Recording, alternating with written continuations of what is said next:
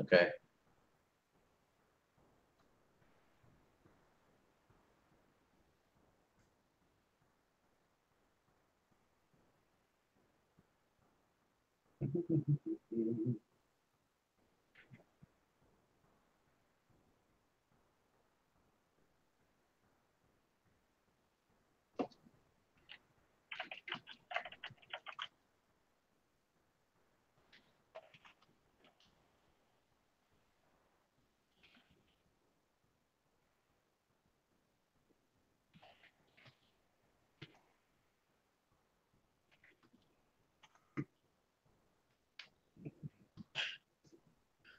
Oh man.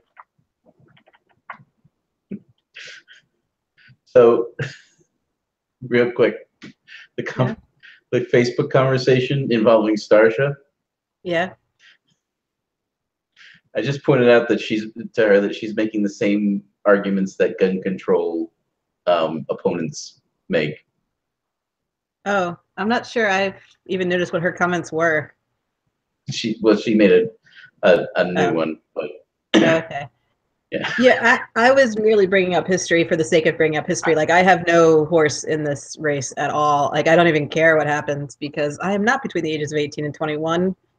So, meh, it doesn't even apply to me. But,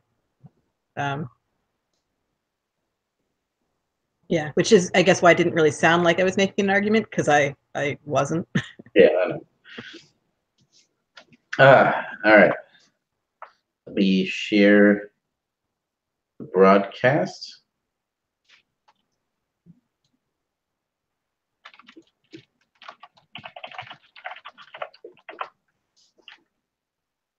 To Facebook.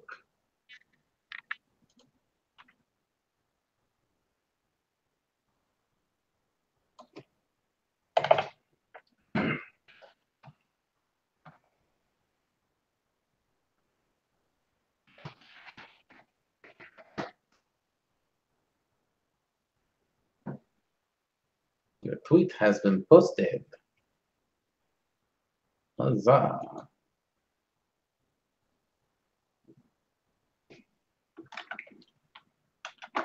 Okay. We are ready to go, I think.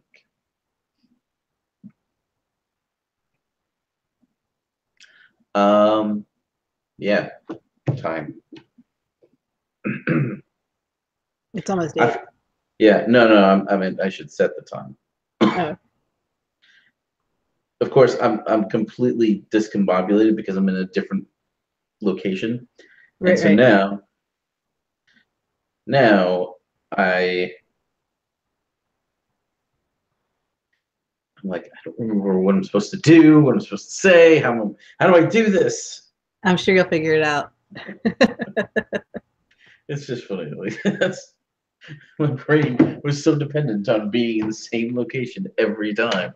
Yeah, that's how that works. All right.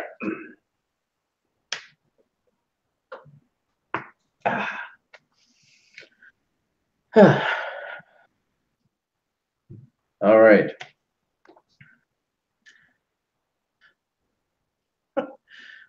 Starting up in 1, 2, 3, and all right. Welcome back to another Film script discussion for season 3, episode 6. It's amazing. Well, yes, it's part 1, but it's not. We don't. That's not important yet. And Marie's here. Hello.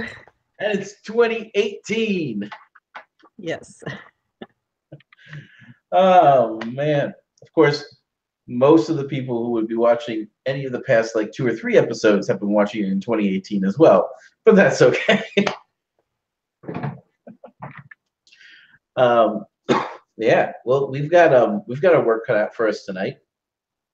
Not to mention, it's been a while since the hosts actually went through this, so our memories are a little bit foggy, I think, what at least mine is a little bit foggy about what's supposed to happen and what some of the decisions that were made were. But that's going to have to be okay. Whatever changes we'll have to make them later. So isn't that awesome? Anyway, disorganization aside, oh, you'll notice that behind me, I'm still playing Rune Wars from earlier, where I've been actually recording a playthrough of this. Okay. Trying to branch out, you know. Yeah. Anyway, so things that need to happen in this episode. We need to have green elves. We need to have green elves. Yes. Green elves. So we have a frame for this episode, which involves young Estelle doing something relevant to winter and wolves and things. I guess we have to figure that out. We have green elves crossing the mountains into Beleriand, and they have already had contact with the dwarves, but this will be their first contact with the elves since they split off from the march back early in season 2. With the green elves will be the Ents, who we last saw when we last saw the green elves, but now they get along and are friends, so we have to kind of develop the culture of the Ents a little bit on screen, because we just met them before. We didn't really learn anything about them. And therefore, we will immediately have conflict between the Ents and the dwarves, because Ents and dwarves have a pretty fundamental conflict with one another about life and trees and things. We also have some villains moving around in this episode, where Sauron's army of werewolves is going to have to take off from Angband. So it'll be prepared to attack the Havens in the next episode.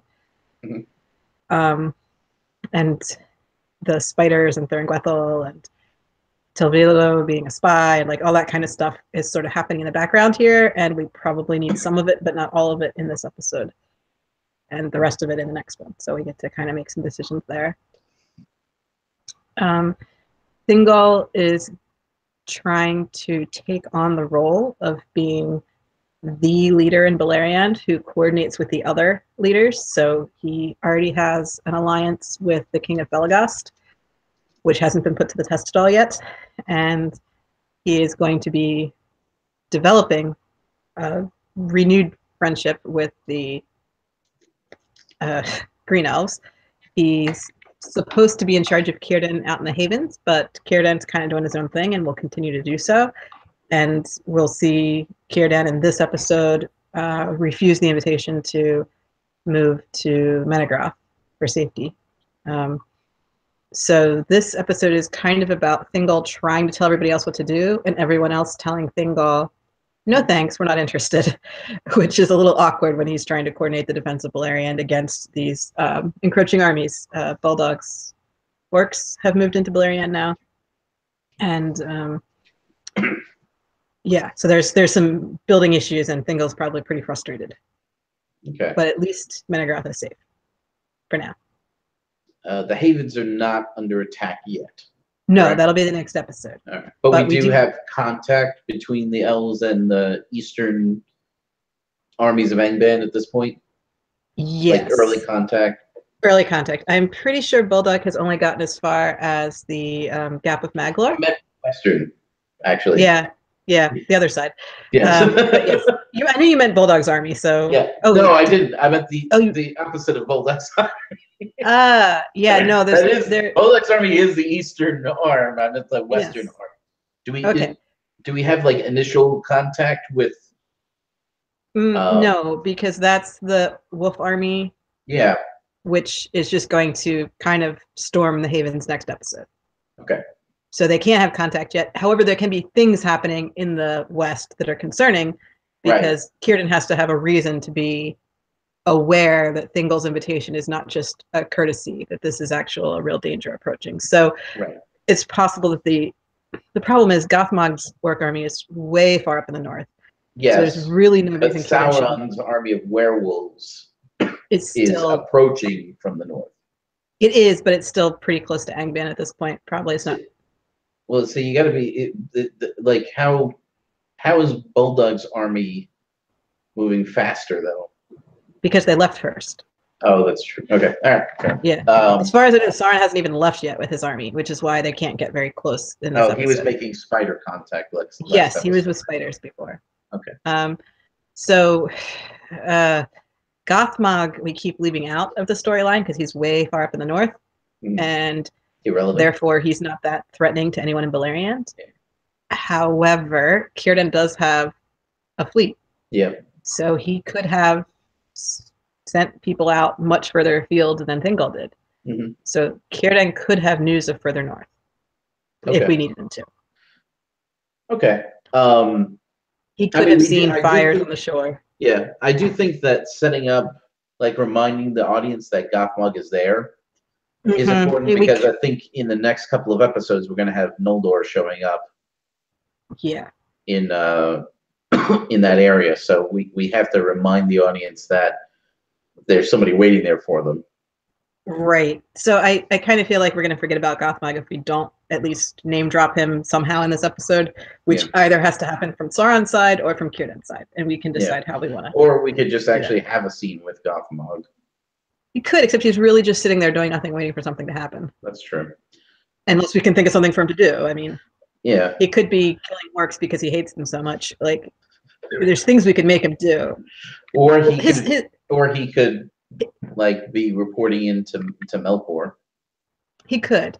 That's one of the things we're supposed to do in this episode, is introduce the idea of what Morgoth's actually doing, because otherwise it looks like his entire plot for season 3 is I sit in my fortress and brood and think about how much I hate everything, and that's not terribly interesting or untrue. Yeah, it like just doesn't work. So we do need him to be doing something, and the strong suggestion was that what he's supposed to be doing is creating winter. That he's kind of ushering in an ice age for Beleriand. Yeah. And that ties into our frame story. So we probably will need to show that in both places. Okay. All so right. We have a lot to work with, but no actual story. Yeah. Who do we see as our protagonist in this episode? Who do we wind up settling on as the protagonist for episode 5? Episode 5 was dwarf elf relationship to build Menegroth. So our focus was on Celeborn. Celeborn being the ambassador type for. Right. So for this one, we still have more ambassador jobs to do. Clearly. Enough that it's more than just Celeborn. We're going to need Beleg and Mablung along for this too. But I think Thingol needs to be the more central character, because this all comes back to him. Yes. Because he's making decisions. He's the one who's driving things. I think so. He's not necessarily the one personally going out and meeting anybody, though. So he is acting through emissaries. There's going to be a lot of... We're going to have to be careful. We have to be careful not to do a lot of like repetition scenes where he tells somebody to do something and then they go do it. Well, or he tells somebody to say something and then they go say it. And that person tells that person a thing, and then that person goes back and tells Thingol that thing. It's just, Well, that's awesome. I think it's easy enough to avoid it in that you have Thingol deliver his message, and then you just go to the next scene where the person is responding to the emissary, answering Thingol's. You can make it. Yeah. We can, but you're right. There's the possibility of having overlapping conversations where you tell the audience something twice, and we don't want to do that. Right. And if Thingol is literally sitting in Menegroth for the entire episode, then how is he our protagonist? He can't be. Right. So the conflict that should draw his attention would be the Green Elves. With the Green Elves. Yes. Personally. I think so as well. He was friends with Denethor's father. Lenway, yeah. So there's a personal relationship there that we shouldn't. And besides, that's our main conflict anyways, is the negotiation, the three-way negotiation between the Sindar, the Green Elves, and the dwarves, all of whom have different agendas going on. Yes, and the Ents. Right. Well, the Ents essentially are part of the Green Elves' agenda. Kind of, yes. Like whatever the Ents are saying, I want this. The Green Elves are saying, we also want that. Yes, it is true. That is true. So, we also have to make sure we introduce the green elves culture a little bit here, because they are different than other elves and Right. aren't going to get along with other elves because of their close relationship with the Ents. Yeah. So yeah, there's a lot of stuff like that to make happen. But yeah, I'm okay with Thingol as protagonist. Okay. Because I think this is a test of his kingship before everything erupts into battles. Like, this is to see if he could unite Beleriand to defend it against Angband. And the answer to that question is, of course, no, he cannot. But he makes a good effort, and he accomplishes some things. Not everything, but some. Yeah. Yeah. It's possible that if there were not a whole bunch of other, if it was just the army that Sauron throws south, right? If it was just that, it's possible Thingol might have been able to pull this off. If it was Thingol versus Sauron, there was a chance, because Thingol's got Melian, and that, that's right. That's a big deal. That's a big deal. But Thingol's got Melian. He has himself. They have Ents. Right, like there's some stuff happening that Dwarves. could be useful. Yeah. But yeah, with it being Morgoth, no, Thingol does not have a chance, and that's what should kind of come out of this, is that Beleriand's in a really tight spot. Like, at the end of the episode, we should know that Beleriand's kind of doomed. Okay. Not necessarily. I mean, like, we have to figure out where we want that knowledge to hit, but Thingol should at least be pretty worried that he's not going to pull this off. Well, that only comes if he gets word of death and destruction happening further north.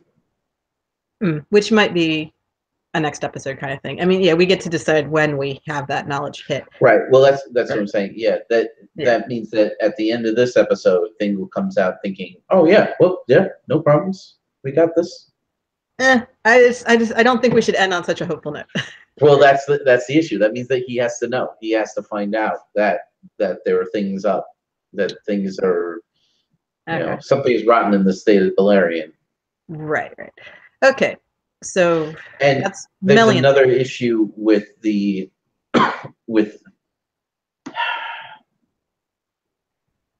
so the Eastern army out of Angband. Mm-hmm. There's a problem if they're the ones who first make contact with the elves, because Thingol in the story, the attack in the west happens first. Yes. Right? And then Thingol is unable to deal with that. All right? Comes back, re-equips, essentially, reorganizes. And then defeats the orcs. And then almost doesn't get to the Eastern army of orcs in time. So if he knew about the Eastern army of orcs first, it kind of suggests that he would deal with that first. I see. Well, we have to figure out how he gets the news, in what order, and everything. Well, that's what I'm saying. Like, he has to get news of bad stuff happening in the west first. Well, he should. Remember, the orc army is slower moving. Even if they get started first, they're still slower moving. Yes, but they've made it as far as the March of Mithras by now, the Mangler's Gap. So, and they've established That's still a long way to go before. It is, but it's close enough that Thingol could hear about it. Like, there's elves who are over there. Not that many. Well, they don't have to be. And maybe none of them make it alive. That's true.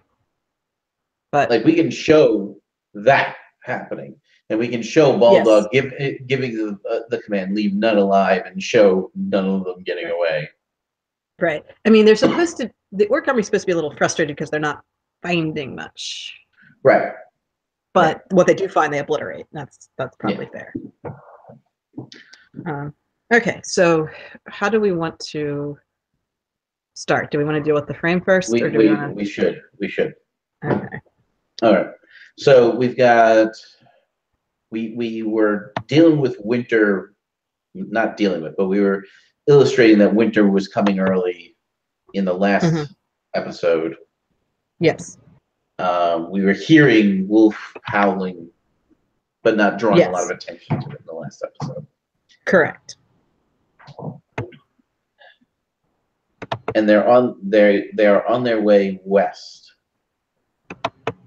Why were they on their way west initially? That is a good question. Why did we say sure that the Dunedain decided to move west? Well, there was. Okay, what was happening? There had been threat of an orc attack on their camp, so it's possible they just packed up and moved west. They did, like that was the initial reason, but I feel like there was something more to it.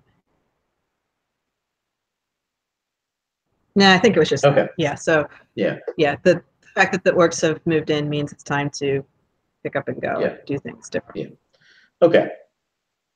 So, at what point were they thinking that they would start heading for the Shire itself, or to the outskirts of the Shire? You know, like the Brelands. I think that wasn't going to happen until after wolves showed up and they realized, oh, we have a real issue here. It's not just right. Yeah, because part of the issue is that the Dunedain don't exactly have established set dwellings at this point so much. They are fairly itinerant. Right. So picking up and moving camp is something they do more or less all the time. Right. Especially in the wintertime, I would think, where you want to get away from certain areas. You know, come down from the mountains into the lower areas, maybe. I don't know. But so it could have been a seasonal move just as much as the orcs are attacking, we should go now issue. So the idea to go towards the Shire wouldn't be part of that until there's an attack. Right, right. So when does that happen in our... I'm going to have to check. Yeah, I'm doing that right now. But in the meantime, hang on a second. I have to sneeze. Bless you. I'll just edit that out later. Tell you what. We've got about a minute left.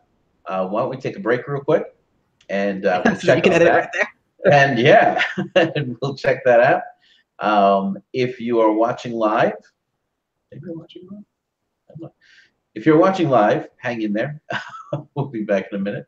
If you're watching on YouTube in the future, definitely like and share the videos if you like and want to share them. If you haven't yet, feel free to subscribe.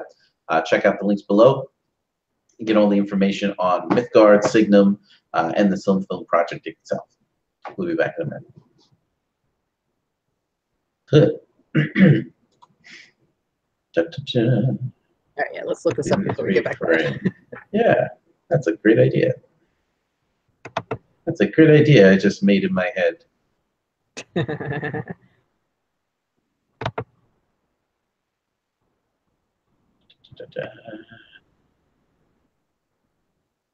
Okay, it's on this page. It's on the 4th page, I think, is the...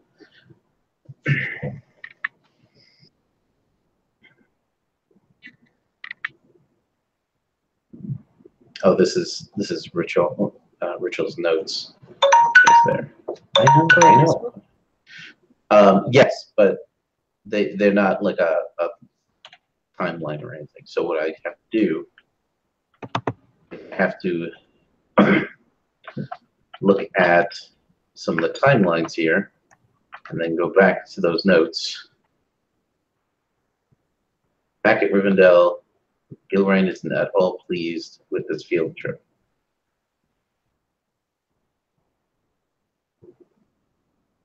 This looks like a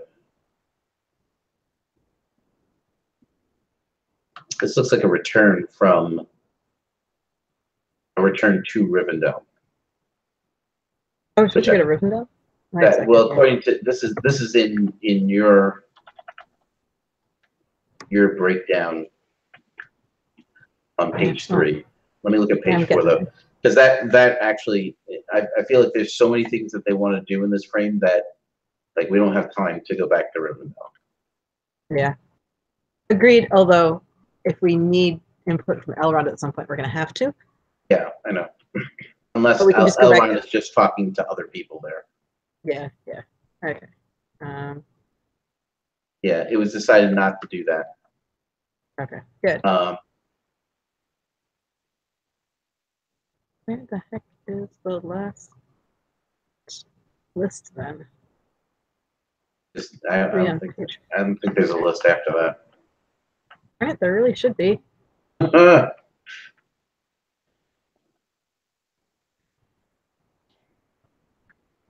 looking at the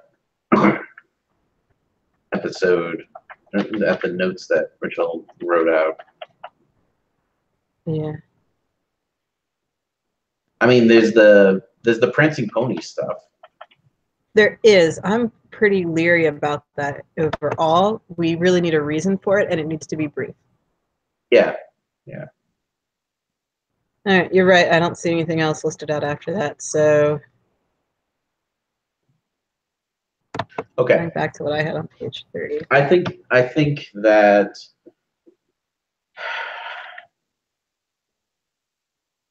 that what we could do is use Bree as the setting. Mm-hmm. But there has to be.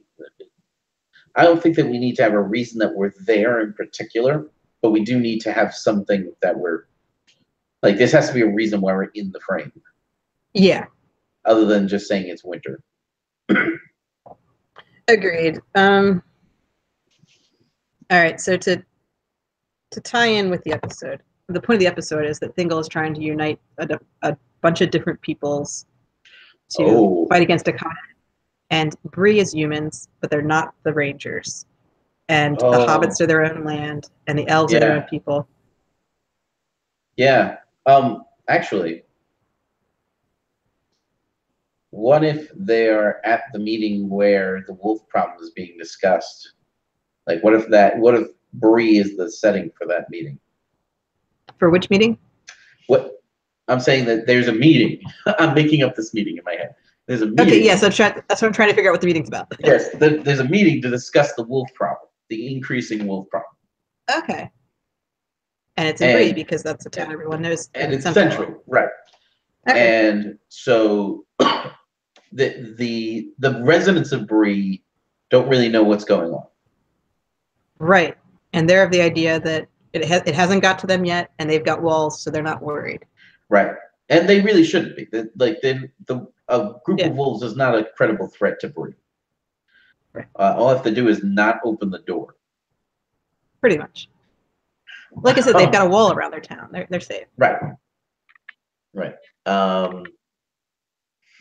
So who would be there? Gandalf. I want to limit. I do want to limit the potential that I want to limit the hiding Gandalf from Aragorn thing because like the day that they meet is specifically called out.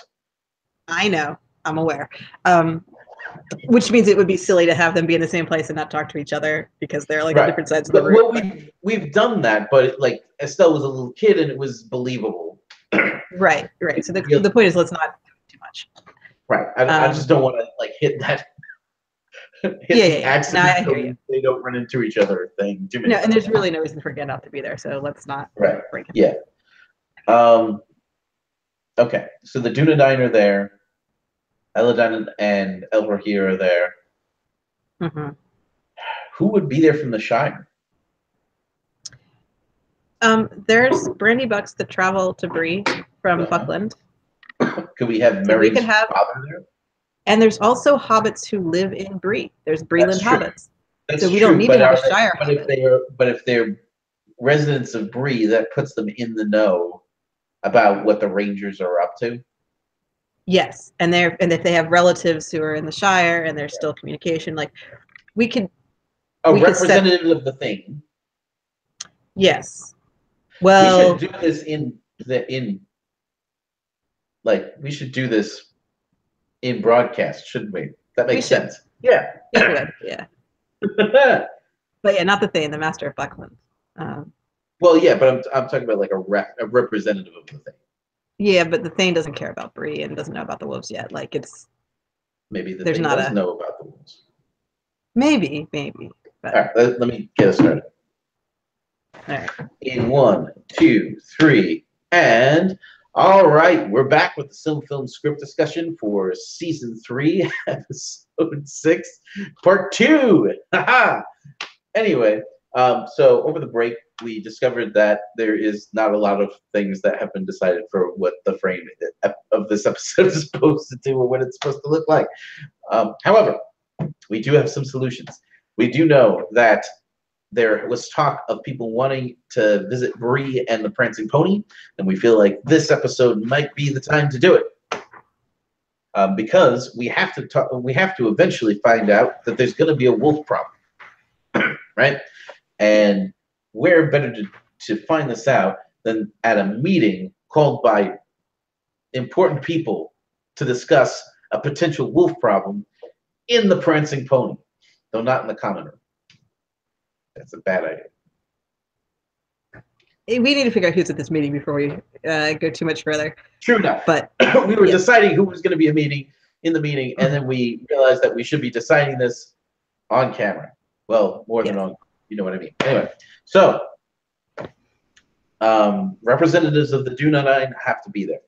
Eladan and Elra here will be there. Estelle will be there with them, but not necessarily participating in the meeting because he's just a young kid. However, it would be interesting if Hamilcar is not allowed into the meeting. Right. So if he and Hamilcar are outcast this time. Oh, no. What I'm saying is that Hamilcar is not allowed into the meeting, but Estelle is allowed into the meeting. So it'd be reversed. No idea why. Right. Okay. And I could see Eladan and Elro here, like pulling Estelle in without it being Halbrad's like decision to do that. Whereas Halbrad's like, Hamilcar, you stay here, and the twins are like, yeah, Estelle, sure, meeting. Right. Is that like the two decisions don't have to be made in the same space? Like they, right. Like but, Estelle, Elra here and Eladan aren't putting any thought into it. They're right. It just happens. Yeah. Okay. So I'm fine with that. That reverses the situation from episode 1. Right. So that's good for developing the antagonism between those two. Yeah. Okay. So there's a meeting. All those people are in it, but they're having the meeting in Bree, which all those people were traveling together up to this point anyway. Right. So they have to be meeting somebody in Bree. Right. So there's no reason to go to Bree if there's nobody else for them to meet. Exactly. So who's there? So who is not Gandalf is there? Yes, Gandalf can't be there because we've already skirted the Aragorn meets Gandalf around the time he's 20 years old thing a little bit. So we do have to have somebody from the Shire there, and I'm okay with the Master of Buckland sending a representative. I'm not entirely certain why. What's the reticence for having a representative of the Thane? Okay, so Shire politics is extremely insular, and they don't really care about anything outside the Shire. So the Thane represents the entire Shire, kind of like a king would, or like a mayor would, because it's not big enough to have a king. But he doesn't care what happens outside his boundaries so much. And therefore, why would he be sending an official representative outside the Shire for something? Like he does inside the Shire stuff. Mm. The Master of Buckland is not really an official title. He's just the guy in charge of Buckland, and Buckland is off to the side, doesn't really care about the whole where the boundaries are, has lots of connections with Bree. So if something's happening in Bree and there's going to be somebody from the Shire there, I would think it would be a Buckland connection, not a Thane-Tookland connection. That's fair, although I would point out that the Thane's position, the reality of the Thane's position is that his job is to be the interface between the Shire and the King. It is. It's like the Thane is more a representative of the Shire to the outside world. But there hasn't been a king for a very long time. I agree, but that doesn't necessarily mean that the Thane abdicates. He does not. But the only thing we ever hear the Thane do is when Lotho takes over the Shire, the Thane's position is something along the lines of, if anybody was going to do that, it should have been me. Mm. and then he shuts down Tookland so that Lotho's guys can't get in and out. Yeah. Like, that's what the Thane does. So it doesn't. I mean, that's Pippin's dad. So this is obviously much earlier in the story, so we'd have to go back and figure out who's in each position at this time. I don't off the top of my head know who is Master of Buckland at this top. It might be Gorindad, but I don't think so. That sounds wrong. So I'd have to check the family trees. Well, we can. That's all stuff that we can check later. Yeah. The reason that I have for suggesting that the Thane sends a representative is because I'd like there to be more factions there, sort of, not necessarily factions, you know what I mean, but like more. I'm fine with Shire hobbits being there. I just don't want it to be an official representative of the Thane, because that sounds like the Shire's got their act together a little more than they should to interact with the outside world. Doesn't really have any power outside of Tookborough. He does not. Just like the Master of Buckland doesn't have. I mean, the two of them seem similar in their kind of. I mean, other than the fact that the Thane would have actual political power if there was a king, which there isn't. Right. That's the difference between them. Right. But right now, there's really that much of a difference. Well, the Thane is more old school, and the Master of Buckland is a little newer. Okay. So there's that. And the hobbits are probably pretty aware of that distinction. That's true. So Pippin is closer to royalty than Merry is. Yeah. But at the end of the day, obviously Pippin and Merry don't care about this at all. Right. Well, the thing is that if we if we only send representatives from the Master of Buckland, then only one person from that group is really going to have a voice. Okay. Right. So is there anybody else from the Shire other than Bilbo? Because I don't think we want to land there yet. No. I think Bilbo gets pulled in later. Afterwards. After. Yeah. Although hobbits who are willing to travel to Bree and be adventurous at this point in the story, Bilbo is pretty high on the list of hobbits who would do that. Yeah. So, but he may not be well connected enough to know that this is going. He's pretty well connected. I know. He talks to outsiders more than anybody else in the Shire does. So if the Master of Buckland knows about this, Bilbo knows about it. Mm. And if the Thane knows about it, then everybody knows about it, because the Thane is just too insular to have gotten news. Whereas there's travel between Buckland and Bree fairly regularly. There's relatives across. That's the only reason I keep trying to pull in Buckland, is because I feel like they would know what's going on in Bree before anyone else in the Shire would. Another thing that I want to be careful about bringing Bilbo in is because Bilbo and Estelle have a previously established relationship.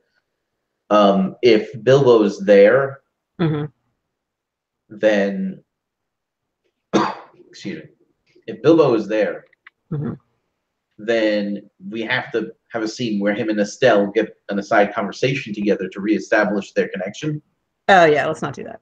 Right, which is going to take up more time that we don't really want to spend there. All right, so if we needed to explain how Bilbo ends up there later without explaining, anyone who's in Bree for this meeting could have told Bilbo.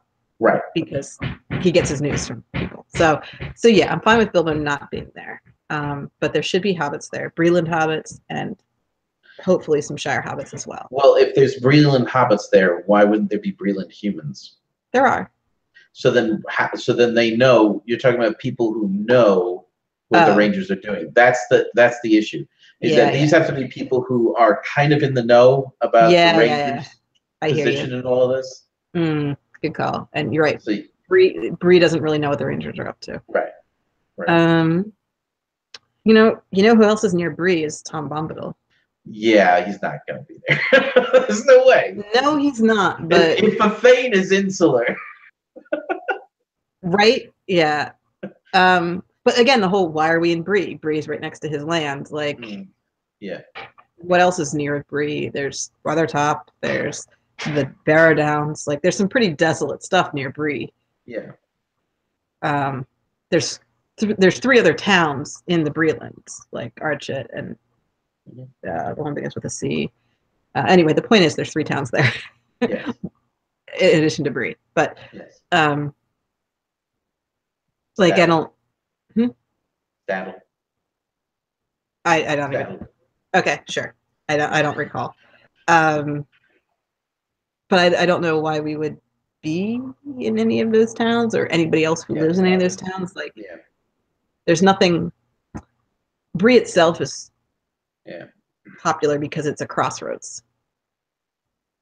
I'm sure that Professor Olson would be ecstatic if we found a way to sneak in a local that's in Lotro into that scene.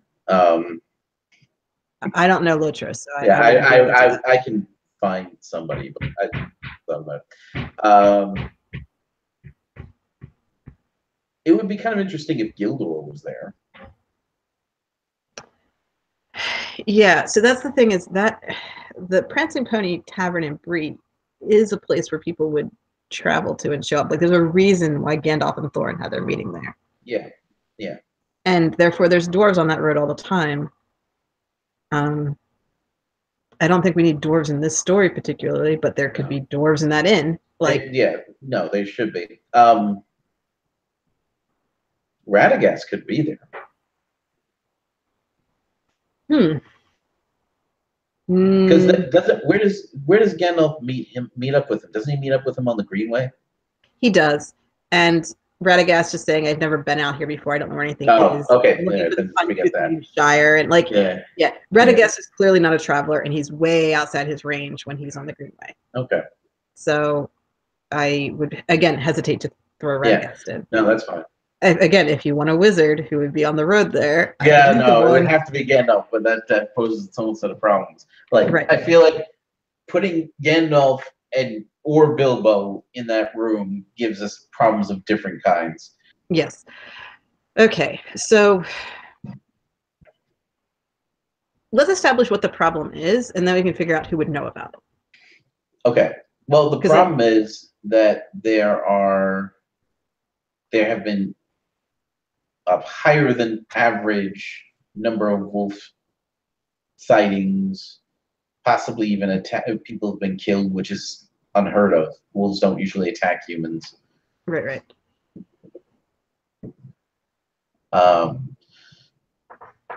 People might be suggesting that it might be a sickness.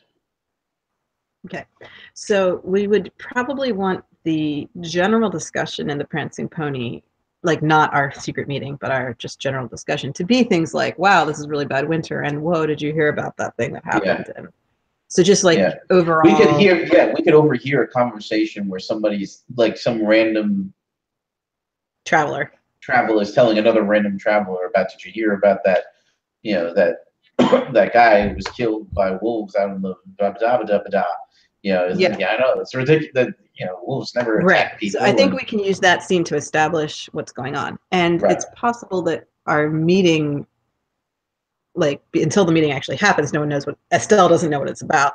So Estelle just walks into the tavern and hears this kind of stuff and is looking around and is surprised to see humans and hobbits and dwarves all sitting in the same tavern. Like, we can kind of go that for an opening scene. We can just do that.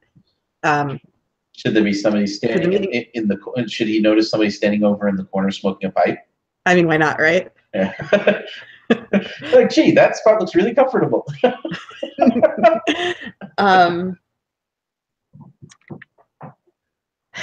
But then we need to be meeting somebody. So the Rangers could be meeting another ranger who has traveled further away, and this is like the meeting spot. So it could be a ranger meeting. Yes. Like Halbrad's group isn't the only group of rangers, and that's true. He needs to check in with the other rangers. So let's just have it be a ranger meeting. Like, let's not bring the Shire into it quite yet. Anyway. All right. Sounds good. And then we don't need any wizards or hobbits or anything. I mean. Yeah.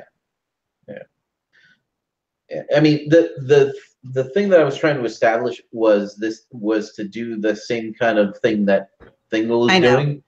But we can do that in the common room where there's different groups there talking about this coming problem. Okay.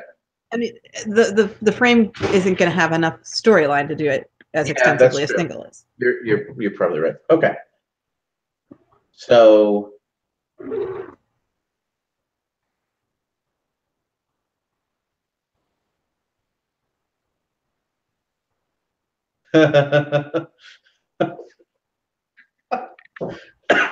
I was just thinking, Mm-hmm. if we wanted to throw Bilbo in here, Okay. the way that I would do it is have Bilbo be the shadowy figure in the hood, smoking a pipe over in the corner, Yeah, I figured that's and where you're headed.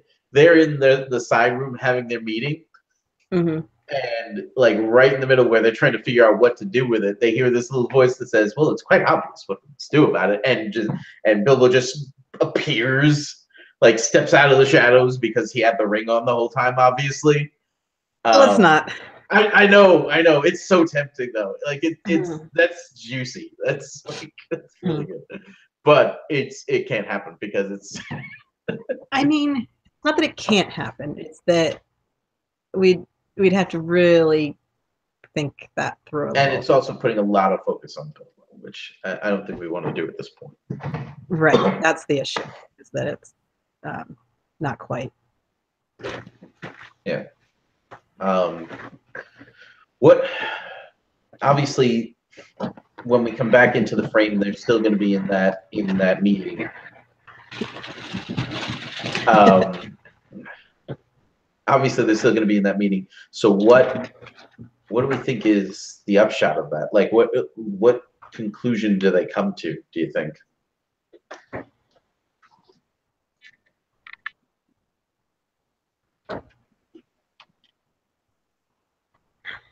This could be where we establish that the Rangers' goal is to keep people safe.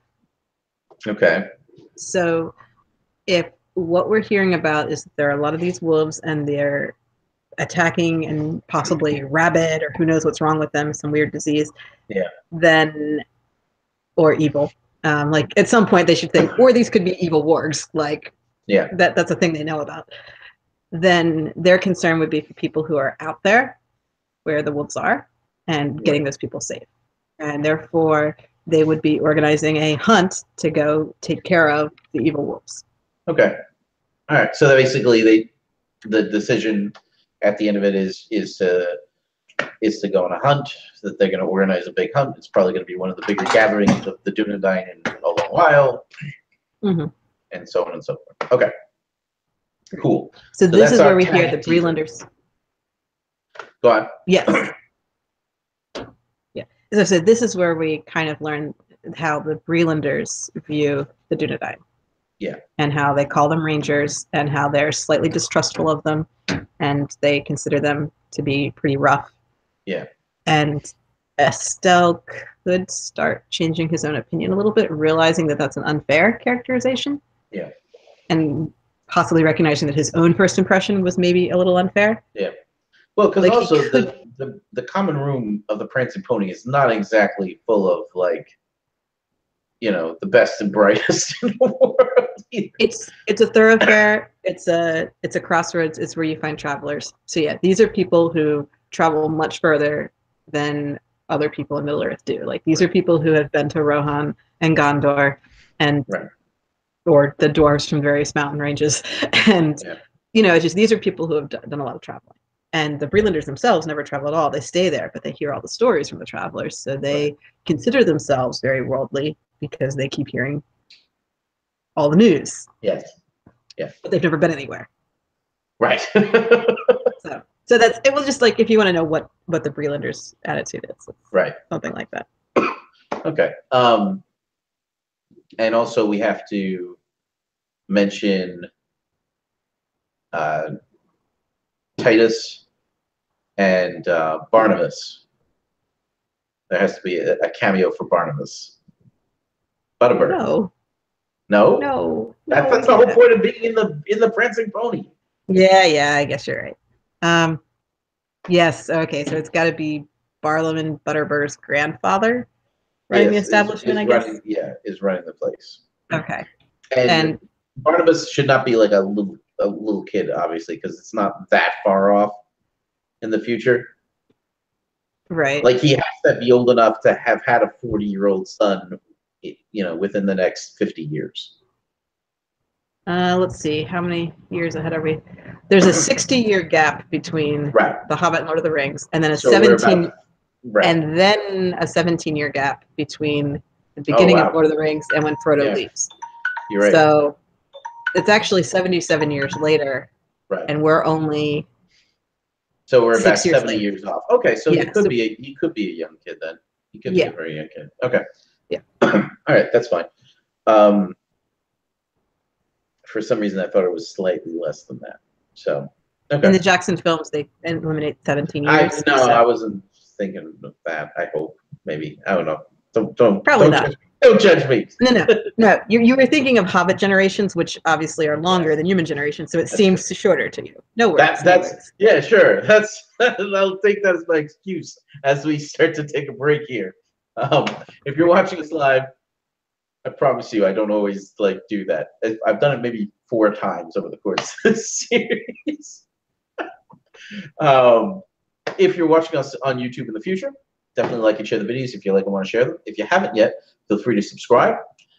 Check out the links below for all kinds of stuff on Mythgard, Signum University, the Silm Film Project itself, and Myth Moot 5 coming up June 21st to the 24th.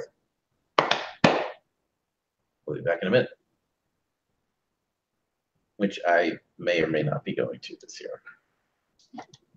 There's things. Yeah, well. I have not decided yet. I remain undecided. Gotcha. Yeah, I realized that tomorrow is when the early bird registration closes, and I'm like, is it worth it to register now to save the money? When I have no clue what I'm doing. Like $50 or something like that. Well, I don't know how much it's going to go up this time, and that's the. Well, if I register for it, that's it. I'm going. Like I'm not. Yeah, but anyway, throw that money away. Well, that's the point. Is that I have to not register unless I'm really going to go, and yeah. I'm gonna get some water real quick.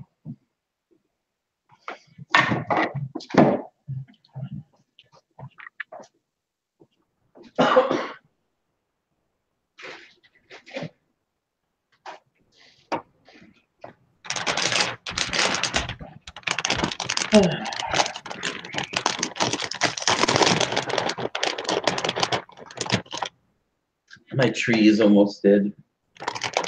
Oh, so depressing. Did it get hit by the storm? No, my Christmas tree. Oh, okay. Yeah. Well, it's Epiphany. You're allowed to have a dead Christmas tree now. Yeah, this time. Did you catch that story? Mm-mm. I had a Christmas tree die on me. Oh. Yeah. Okay. Very upsetting. Like, undecorating a Christmas tree is already depressing enough. Mm-hmm. Undecorating a Christmas tree 2 days before Christmas, much more depressing. Fair. Mm-hmm. Okay. But as it is, it worked out. Because Home Depot was selling all of their trees for $30 each. That's a $70 tree. $30. Anyway, shall we begin again? Mm-hmm. In a 1, a 2. Why is my hair crazy?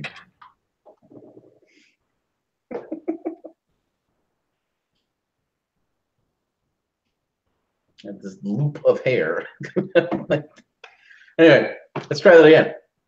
In 1, 2, 3, and all right. Welcome back to the Silm Film Script Discussion, Season 3, Episode 6, Part 3. Ha! I don't know if people can see this on YouTube later. I don't remember if it shows up, but there's a little box with Marie's face in it right here. And when I'm doing that, she holds up her fingers to let me know which numbers to say. Well, just try to be helpful. It's very helpful because very often I forget, like in mid-sentence, what number I'm supposed to say in a second. Anyway, so we've pretty much got our tag and teaser, Yeah, so the teaser and frame's up. tag locked in. So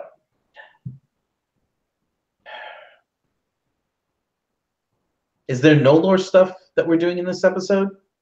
No. Because No, that not happens, yet. and that happens. We don't visit the Noldor again until the Curse of Mando stuff, Which is the next which is episode. the next episode. Okay, so we don't have to worry about that. All right. Yeah.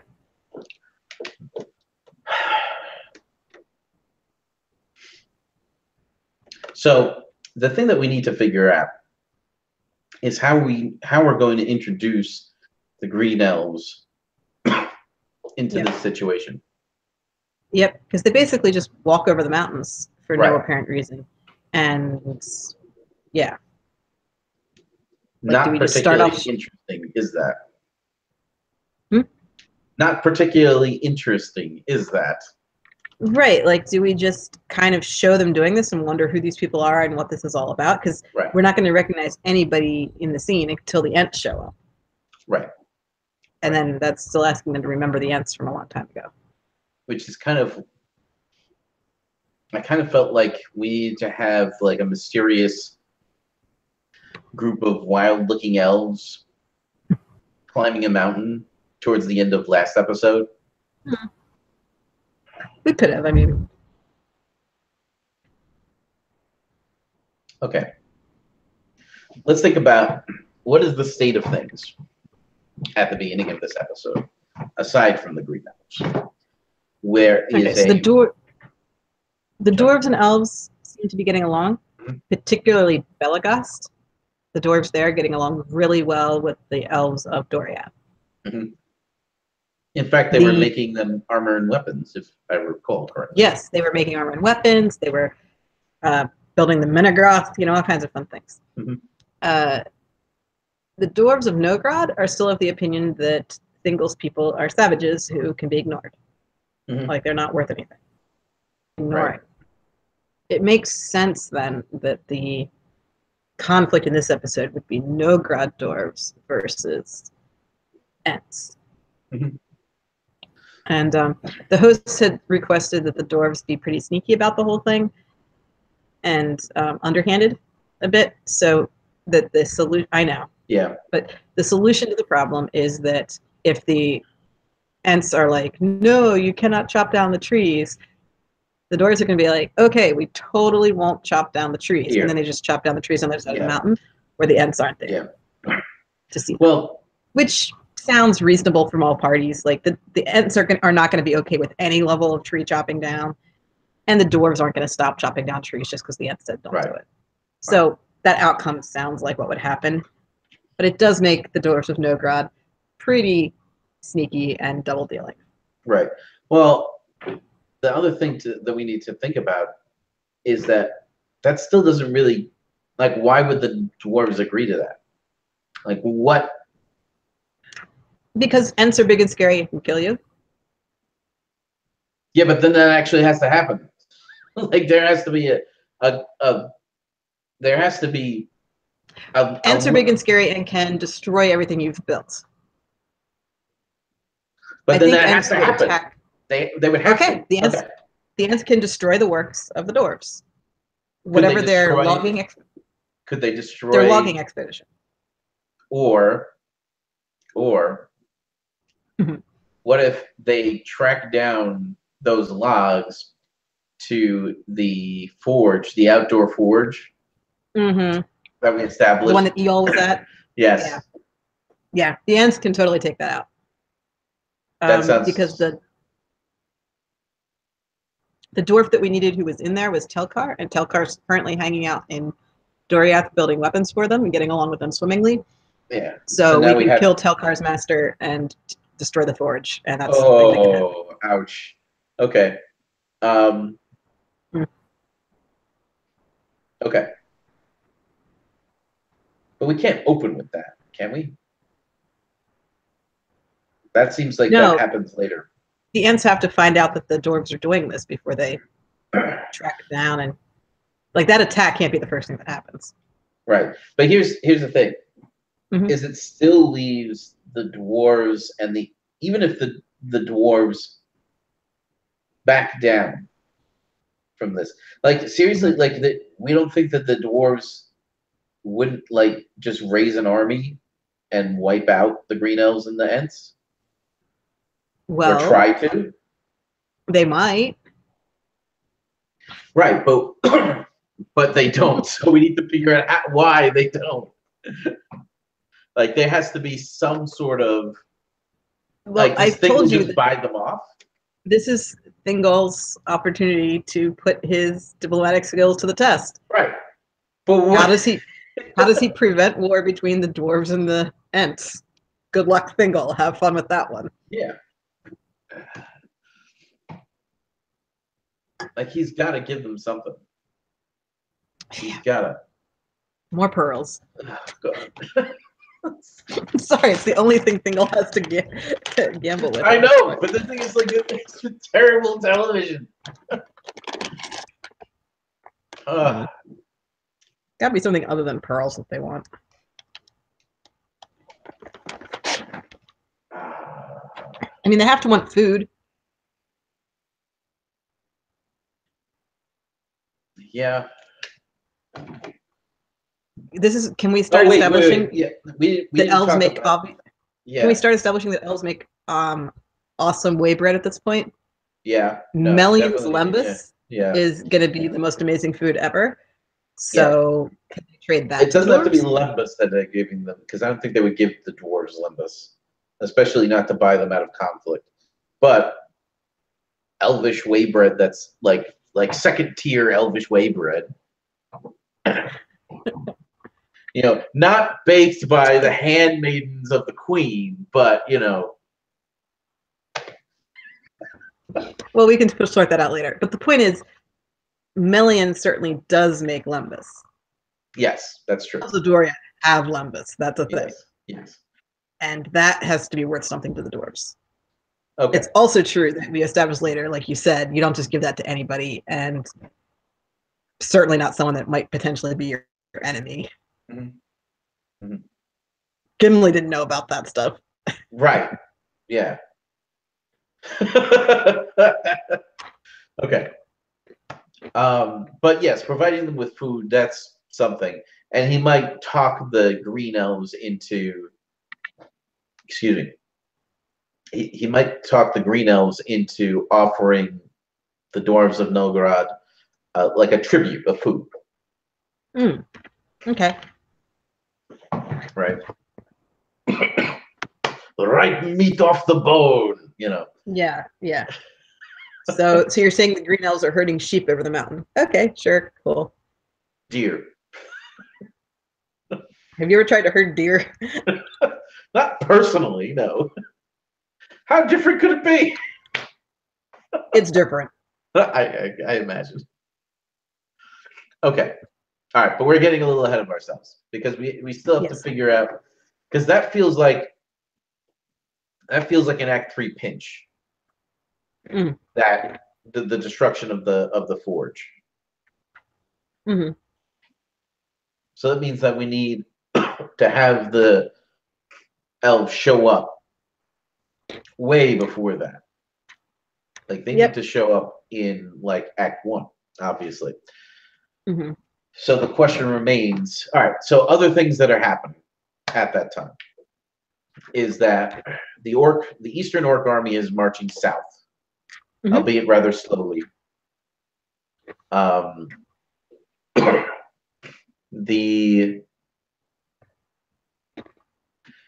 we want to establish that Chavildo is looking for the elves? Now, yeah. Okay. So he's going to report to Sauron in northwestern Beleriand that this is happening. We established that the spiders are going to be doing a thing earlier, but we don't have to establish that they're doing it now. We don't have to establish what exactly they're doing. Right. Until later. Spiders are off screen now for a bit. We took care of them. Right. Them later. Right. They're a surprise attack, so I'm fine with the audience being just as surprised as everybody else. Right. Since we've already established that they're going to do a thing, Yeah. the more the audience forgets about them, the better.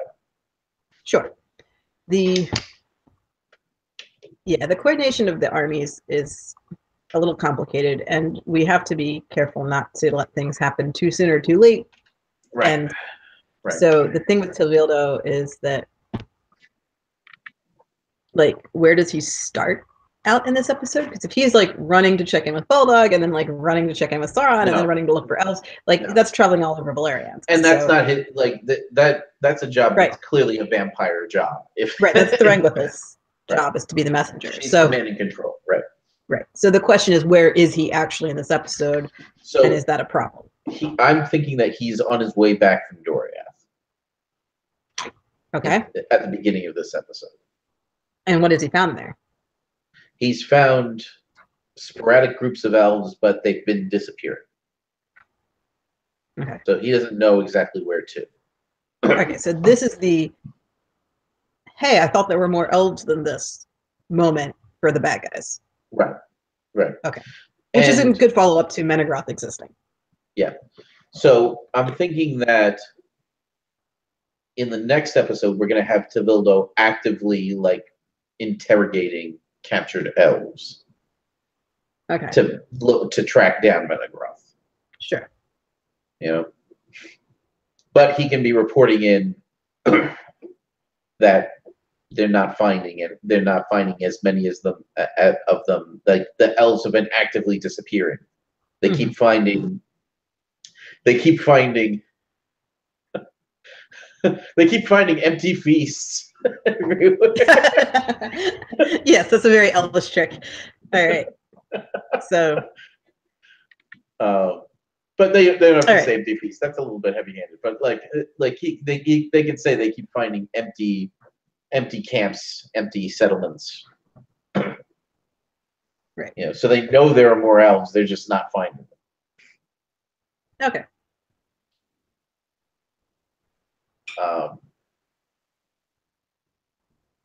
Melkor is putting out his power into Middle Earth. Yes. And we find that out because Gothmog visits Angband to report in, and we see that happen. Right. Okay. So Morgoth stays in the throne room for that scene. On the throne. Yes, doing magical throne things that we don't know what they are, but they involve lightning. I don't know. It's very complicated how you show someone, like, you know, exuding power into Middle Earth. Like, what does that even look like? Right. Yeah. But Morgoth being more or less confined to his throne room more and more throughout the first age is going to be a thing that we're going to show. So he's still like getting up and walking around. He's not like trapped on his throne or anything. Right. But at the same time, we're showing him spending all his time there. Right. So.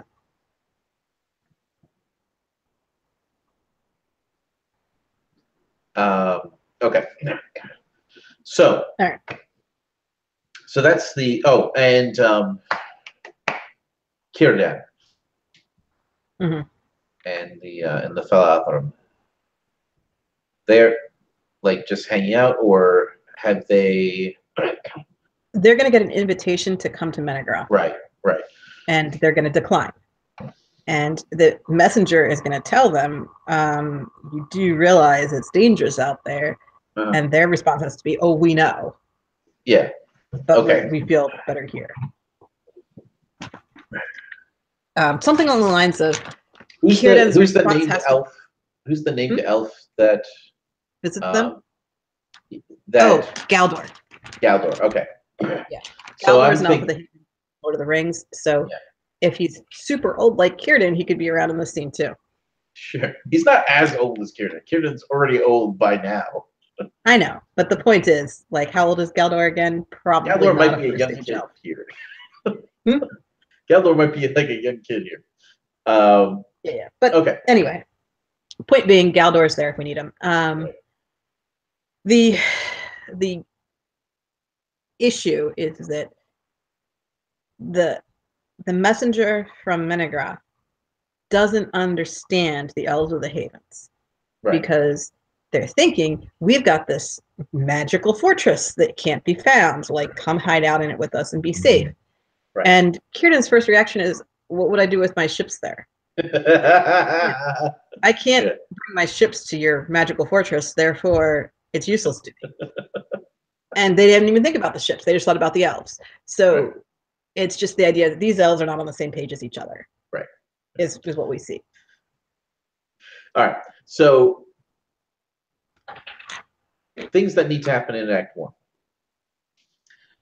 The Green Elves need to appear. And their conflict with the dwarves needs to be set up. In Act, so the Ents 1. can discover the cut down trees. Right. So, but that means that we need to have 2 scenes, at least 2 scenes with Green Elves with Green Elves and Ents in this episode. We need to have a scene establishing them, and we need to have a scene where they discover the cut down trees. Yep. Also in Act 1, we need to introduce that Círdan knows bad stuff. Círdan, I think, is our C plot, essentially. Okay. We need to establish that Círdan knows that there's bad things afoot. So some ships are going to come in and they report into him and tell him what they've seen along the coast. Right. We can save the arrival of the of Thingol's emissary for Act 2. Right. We need to establish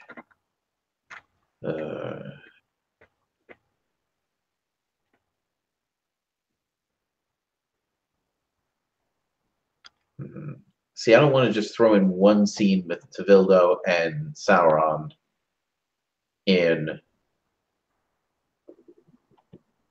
the episode and call it a day. But neither Sauron nor Tevildo is our main villain in this episode. Right. They're just there. So having one scene between the two of them just to remind us that they're there is probably all we need. Yep, you're probably right. And we could have that in Act 2, right, associated with the whole Círdan thing. Right, you're right. Gothmog and Melkor, I feel like that's an Act 4, something that's going to happen in Act 4. Okay. So Círdan kind of takes the B plot role rather than the bad guys. So that leaves Bulldog as the bad guy we need to introduce in Act 1, which makes sense. He's going to be our main villain for these characters. Okay. That's a little haphazard, though, to throw him in there. I know. What is he doing other than just yelling at orcs? I don't know. I mean, right.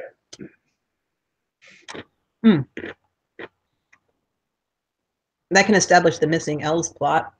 Right. He's like, I told you guys to go out and kill everything, and he's like, well, we can't find anything to kill. Right. And they have killed everything. Right. We killed everything we found. It's not our fault there anymore. Yeah. Well, what we could do is have a scene in Act 1 where the orcs raid an elf settlement and kill everybody. Yep, let's do that. Right? Okay. But I think the first thing we need to do is we need to get green elves on screen. For the March Over the Mountain. Yay, they're here. Yeah, but here's the thing. Not only do we have to get them over, but Thingol has to find out about them. I know. They have to meet another elf from Doriath. Right. So that means that there have to be elves with the dwarves. Yeah, I know. Already to start with. And I feel like Mablung should already be there then. The question is, what's Mablung doing back in Assyrians? Well, Mablung is keeping an eye on the dwarves to make sure that they don't cut down too many trees. So Mablung is making a state visit to verify that the terms of the treaty are in effect and that the road hasn't grown any further than the last time. Right, yes. Okay. All right. Fine. I buy it. Okay. So I feel like that's the our first opening into, right, is Nern's still back in Menegroth, I think. Who is? Nern. Beleg? Nern. Oh, yes, the dwarf. Yeah. Nern the dwarf. Mm-hmm. I should have stated that. But Mablung can be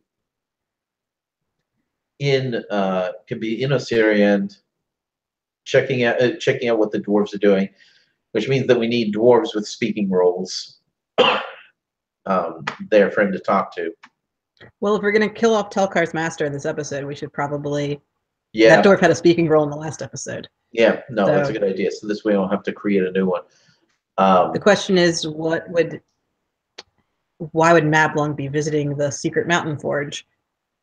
He's not visiting. This is like a lumber camp that's beneath the secret mountain forge. That's right, up. But then that's what's Telkar's master. Oh, so Telkar's master is visiting the lumber camp for some reason. Right. He's there to pick up his shipment. Gotcha. Okay, that's a reason to have him there. I just needed reasons for people to be where they are. Right. That's all. Right. Do you realize we're establishing the Green Elves as terrorists, right? Well, you know what? The Green Elves are essentially Kurds. Yes. You know what the Kurds are like, right? Yes. And the Kurds kind of have a reputation for being terrorists, kind of. But do you know why the Kurds have to be super militant all the time? Yeah, because the Iraqis hate them, and the Turks hate them, and everybody hates them. Because all of their neighbors don't recognize them as a country and try to kill them all the time. Right, yeah. So they try to kill them right back. And then there's oil pipelines. But the point is... Thanks, Great Britain. The point being, there is no Kurdistan, therefore the Kurds act like that. Yes. The Green Elves don't really have a land, and no one recognizes them. Therefore... Yeah. Kind of got to make your point known violently. Okay. Why don't we take a break real quick? If you're watching us live, we'll be back in a second. If you're watching us on YouTube in the future, definitely like and share the videos. If you like and want to share them. If you haven't yet, feel free to subscribe so you can get this content delivered to your mobile device or computer the moment it comes out. Do not want to miss. Check out the links below for information on Silk Code Project, Mythgard, and Signum University, as well as Myth Moon 5 coming up in June. We'll be back in a minute. I just realized I don't have to click on anything. This is a fun episode. I like it. There's a lot of moving parts, but it's not a mess. It's just hard to keep it all straight. So I'm sure we're going to drop the ball on something. Oh, yeah. But what I mean is it's challenging, but it's not. It's not a disaster. Impossible. Yes. Yeah. Okay. Yes. I'm going to grab my charger for this thing so that I don't run out of timer.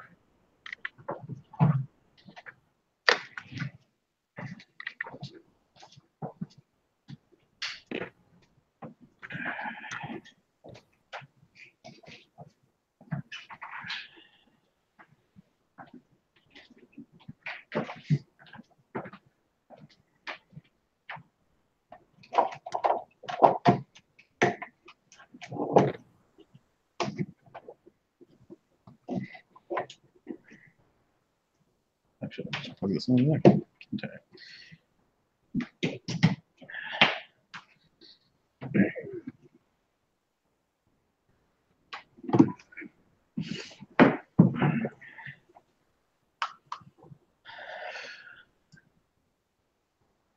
Oh, by the way, so I started a new job this week. However, I will be working Fridays. I was working yesterday from 11:30, which meant, and now I can kind of listen to the episodes, to the sessions live. I see on Friday mornings, but I can't. But not really. Not like constantly. I have to stop occasionally or frequently, and it's hard for me to pull out my phone and type responses. And most of the time where I'm not at work, like even the hour that I wasn't at work, I was driving. So it makes it hard to, yeah. So I can listen fine for the first hour, Mhm. but responding is tough. Yeah. So yeah, like Yeah. I feel I have an advantage that I can put anything I really want covered in the PowerPoint. Yeah, So, I mean, if there's something that's like, this needs to be said, I just yeah, write it right across the PowerPoint and then. yeah. So Yeah.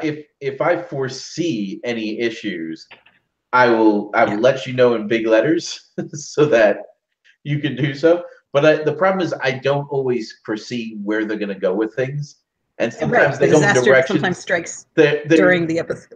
yeah. It's like, wait, what? What do you mean? What are you talking? No, you can't do that. Although, yeah, I don't know how much you heard of yesterday's, but it was not bad No, at yeah, I all. wasn't. I wasn't. We headed off a couple of the bigger problems. There was something they were talking about doing where I was like, no, no, no, no, no, no, no, and they didn't do it anyway. Did they solve the? Oh, yeah, I like the whole logistical problem of how Amrod gets killed. Yes. Like That got a little silly. But that's like, guys, there's no way that the elves on the shore can see him and he doesn't jump in the water. Like, there's no way. right. It's not Yeah. possible. But we'll sort that out when that gets down to us. It was Yeah. up to them to figure out whether or not A, Imran got killed, and then B, how accidental was it and whose fault it was. They sorted all that stuff out. How the audience and the elves discover everything, we'll sort out the details later. Yes. Yes. But yeah, so I liked their choices with Amrod. I think they made the right choices there. Yeah. I'm glad I was there to head off the note, because the note thing, I was like, yeah, I heard your TBD comment. I mean, it wouldn't have been terrible, but it wouldn't have been good either. The one choice I was curious which way they would go with it was with the vision, whether it would be Fingolfin's vision or Turgon's vision.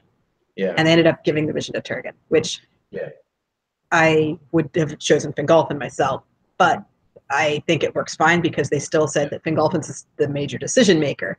So if Turgon's the one who says, like, I'm 100% sure we just got betrayed here, it still leaves the ball in Fingolfin's court to make the decision. So I'm like, that's fine. It'll all work out. Yeah. I mean, I was a little concerned when they were talking about Feanor, like Manwë helping Feanor. Right. I was like, that's not what's going on there. Go ahead. There's a few things that could be going on there, but that's not one of them. Yeah, I was typing a bit there, and they ignored everything I said, but that's okay. That happens to me quite a lot. It does. Well, because what I was saying was, guys, trade winds. They've been traveling north. They just hit the point going far enough north where the wind blows that way. Oh yeah, but I don't know. That's not very Tolkienian. It's not, but it would explain what's happening. Yeah. Like they come to an area where there's by accident. Well, it just is the way the world works. It's not but you're right. Tolkien is all about like sudden fortuitous winds. Yeah. And they do tend to be from Manwë, and they do tend to have a meaning behind them. So, and he wrote that into this story too. So it's like, what is Manwë up to there? Yeah. Well, I mean, I think there is an attempt to separate Feanor and Fingolfin. Like, I think that no matter what the intention is behind that, it's pretty clear to me that that's happening.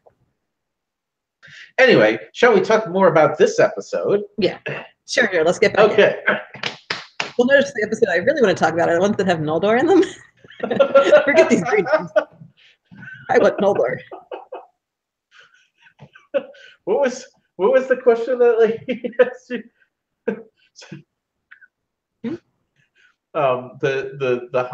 No, it wasn't the lady's question. It was Professor Olson's comment where he was like, so there's things you like about them besides the homicidal mania. Oh, did you say that? Yes. Yeah. Oh, yeah. Because you said, because my this lady was like, so is it the homicidal mania that you like about them, or the personality disorders? And you said, well, they do other things. And Professor Olson said, so you mean that you like things other than those things? I mean, I like those things too.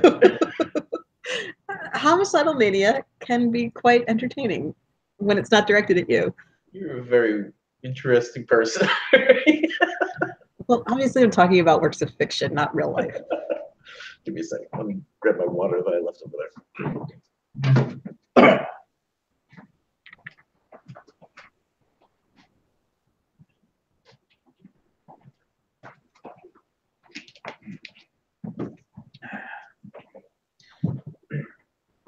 Oh yeah, on the boards I had to stave off another elves only fight like idiots person. No. Elves only what?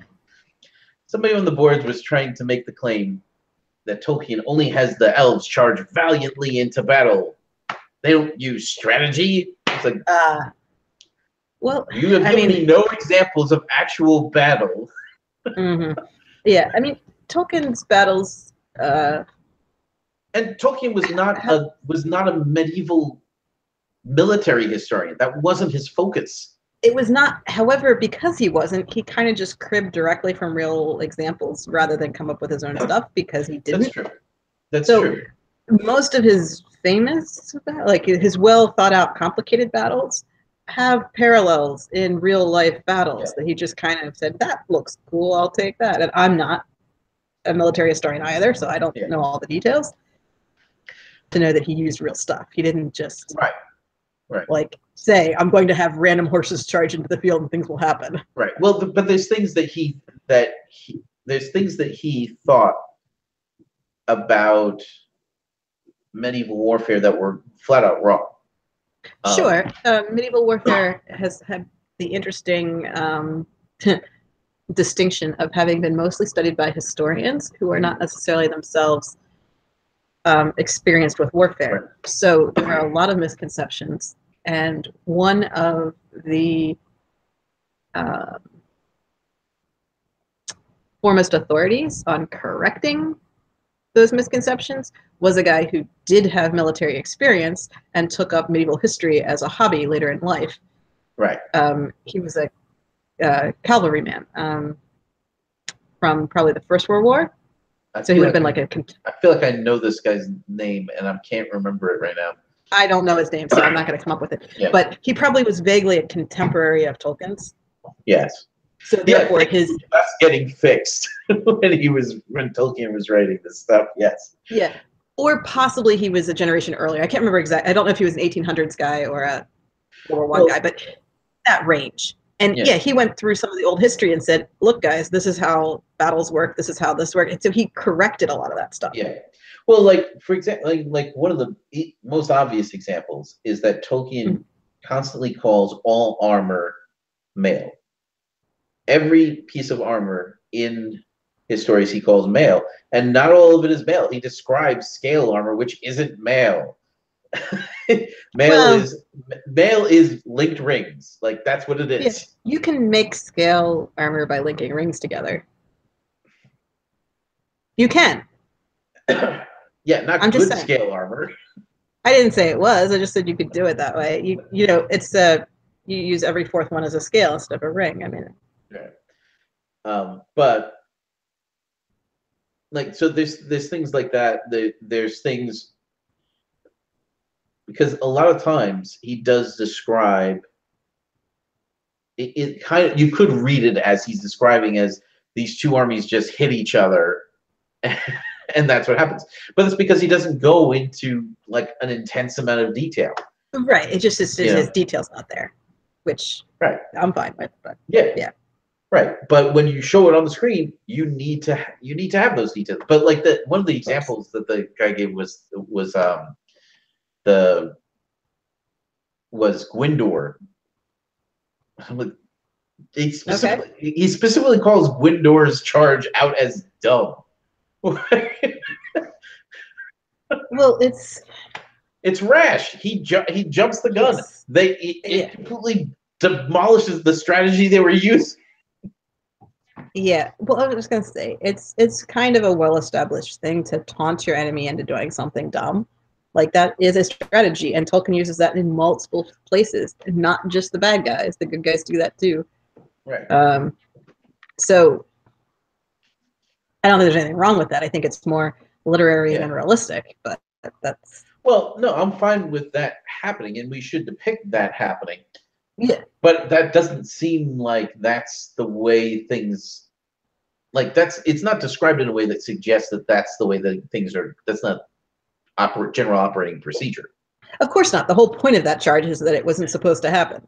Right. And it only happened that's because... I was like, that's not a, and then there was the orcs assaulting the camp of Feanor, and Feanor chases them off into, Feanor chases them down. Again, that's a rout. That's not, it's not a battle. That's not the same thing, And there's a few details in that one, Feanor is insane at that point. Yeah. So his decision-making abilities are not what they should be. And two, he has no idea Angband exists. Right. Like, yeah, he left a few things out of his calculations. Balrogs, what are those? Like, right. So yeah, definitely you can't blame someone's lack of strategy for lack of knowledge. Although in Feanor's case, you can blame his rashness on his lack of good decision. Right. But anyway, back to Green Elves. Yeah, Green Elves. Sure, let's do it. See, now we're talking about something that I'm interested in. This is what I'm here for, because I want to see these epic battles take place, in my head. Yeah, exactly. All right. In 1, 2, 3, and all right. Welcome back to the Film Script Discussion, Season 3, Episode 6, Part 4. Yeah. Part 4. Okay, we're cruising. We're in Act 1. It's only 9:30. Okay. So I think the first scene of Act 1 is Mablung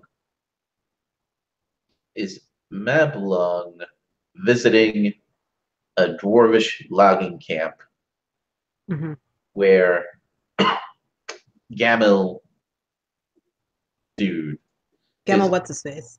Gamel what's his face is picking up his lumber shipment. Yep. And the two of them are talking. Maybe Mablung may express concerns that they are using a lot of lumber. Like he's not upset about it. But he expresses concern. He points it out. Yeah. I'm not saying that Thingol's going to be mad at you or do anything about it, because, but you guys are cutting down an awful lot of trees. Because I think we should establish that they are cutting down a lot of trees. Yes, I agree. And that the Elvish perspective is, ooh, that looks like a bit excessive. And the Dwarvish perspective is, what are you talking about? Natural resources. Meh. Like, so the Dwarves should totally blow off Mablung's comment. Yeah, it's like, we need it. Like, yeah. Okay. And is Mablung bringing a delivery of anything with him from Doria? I guess he could. Well, news. What news? Like, is there anything that Thingol knows at this point that the dwarves don't also know? Probably not. But if these are dwarves from Nogrod, they might not have as much information as the dwarves in the last episode had. So, the fact that Menegroth exists now is kind of new. Yeah. But probably like Mablung's not going to blab about that either. Yeah, it's not like something that he's going to spend a lot of time talking to this guy about. Right. He could have brought more pearls. I mean, like, it could be part of their ongoing deal. Okay. Because I imagine that Novgorod is also involved in the arming of the Sindar. In some, well, yeah, of course they are, because Telkar's making stuff.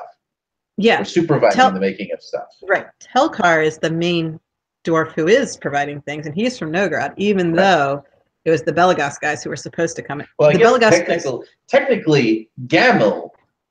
Yeah. Gamel is the one getting paid. That's what. Yes. That's why they're met here. Okay, this is why they're meeting here, and because Gamel, what's his face, is being secretive.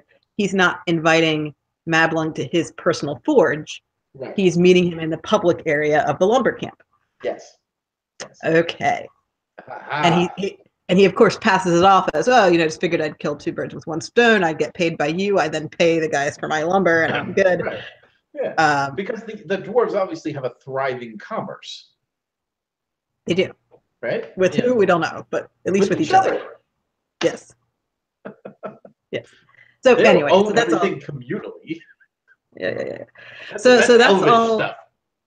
So that's all happening in this scene, and okay. we are reminded of who the dwarves are and where they are, and their relationship with Thingol's group. Okay. And then where do we go? Well, I think that we need some green elves on screen, like ASAP. Green elves to show up, like here. Yes. Okay. The question is, has somebody been shot? Why is that the question? I mean, it's a question. No, well, like the question is how we introduce them into this scene where this is happening, because I imagine there's a lot of walking and talking happening. Because, yes. When you're talking, you have to walk. Otherwise, you're just sitting around talking. You can open up chests of pearls in the middle of the conversation. That's something. Yeah, there could be some guy walking. It could be an elf walking along with a chest, and they open up the pearls, and as they're walking, and so yeah, it's good. Okay. So, what I'm thinking is if there's like an outcry because somebody's been shot, right? When they can rush over. Shot, and they rush out there, and it's clearly like an elvish arrow because the dwarves aren't really using bows. Because they don't. Right. They only use them for minor hunting. Right. So everybody's gonna be looking at Mablung like, he's like, no, dude, like totally not us. Okay, so putting Mablung in a really tight spot here, I like that setup. Yeah. So the question is, why are the green elves shooting dwarves again? Well, because they're unlovely. Because they're what? It's this ugly. A green elf came across this ugly creature wantonly chopping down a tree for no apparent reason. Okay, that's going back to the whole elves hunting petty dwarves thing that we skipped. Right. So this would be a nod to that. Yeah. And it would establish that the green elves are the opposite of diplomatic. Yes. I'm okay with that too. Yes. But we're supposed to have said that they knew each other, that the dwarves and the green elves had met before. Yeah, but maybe not maybe not this close. Like maybe maybe they've never actually come across the dwarves doing things. Okay. So the green elves never, ever cut down trees for any reason, is what we're establishing. Yeah, because they could. I mean, they probably take branches, but yes, they use deadfall.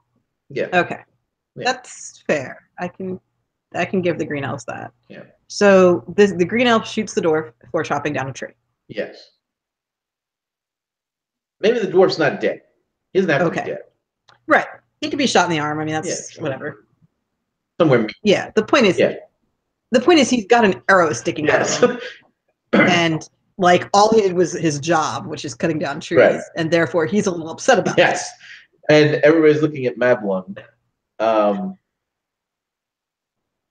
trying, but we still have to get Mablung in contact with the green elves. Once the green elf sees that there is an elf with the dwarves, that would initiate contact.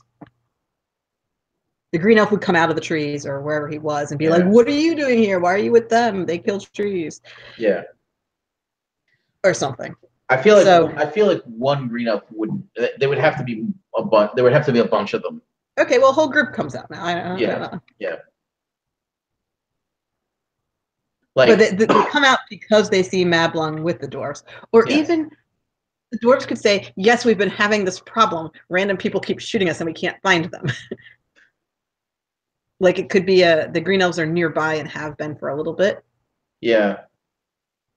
But I feel like that would have been the first thing that came up when Mad Blanc showed up, though, if that happened. It would be. Like, that wouldn't... if a guy whose people are known to just shoot stone-dipped arrows at people showed up... Yeah. Good call. So this has to be a first-time occurrence. Right. Which is probably better. We don't really want the Green Elves established as making a regular habit of shooting dwarves before we even... Yes. So I would say that they come out with drawn bows, which causes this super tense moment where like the dwarves are like getting ready to go at it with these guys. Like, like axes start popping out of everywhere. You know, like there's that crazy dwarf who's got like 7 axes in his hand. But maybe not that. But the point is, it's an escalating situation that is about to result in, and Mad Blanc is put in the very awkward spot of having to stop this. Right. Which is funny because he's not like super diplomat guy anyway. Right. So at some point in this episode, he could be like, "Why do I keep having to do this? I'm not a diplomat." Right. He could complain to his friend Nern if he gets back to Menegroth, like right diplomacy stuff. Okay, so how does Mad Blanc stop? He's got to step out and kind of get people to stand down. We can work on exactly. I say that instead of trying to work out exactly how like all the bits and pieces come together where every like nobody dies, Mad Blanc gives a speech about how Mad Blanc says things to get people to calm down and stand down for a minute. And we see bowstrings being unbent, bows being unbent, and axes being lowered a little bit. Right. And we leave the scene. Right. Mad Blanc calmed stuff down. Sort of. Yes. Enough to talk. Right. And so the next time that we're going to see this, there's going to be like conversation. Right. Instead of almost killing. Right. Which is an improvement over that whole kinslaying thing. So we're doing good. Yeah, absolutely. Okay. So that's so we have Mad Blanc and Gamel leading into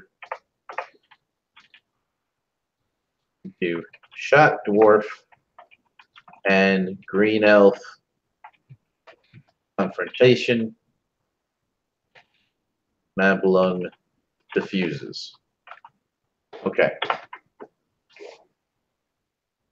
All right.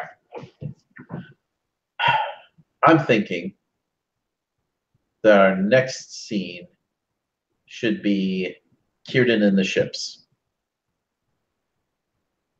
Yes. Okay. Right. So the ships come into the haven and report into Círdan about what they've seen, and it's slightly disturbing. Did you just say that Captain Galdor is slightly disturbing?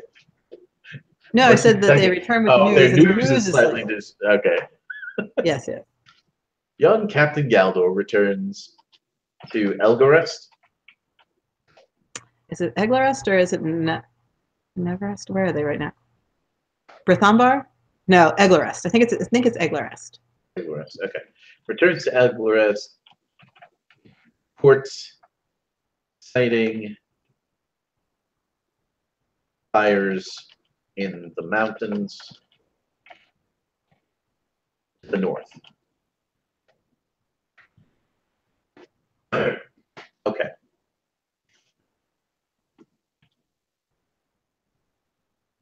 All right. Scene. We don't really need to have anything decided there. We just need to have Círdan receive the information. They talk about it for a bit. They talk about what it could be, but the upside is they don't really know much. No, it's just ooh, that sounds concerning kind of conversation. Right. We should keep an eye on that. Okay, so then we should visit Bulldogs, Orcs,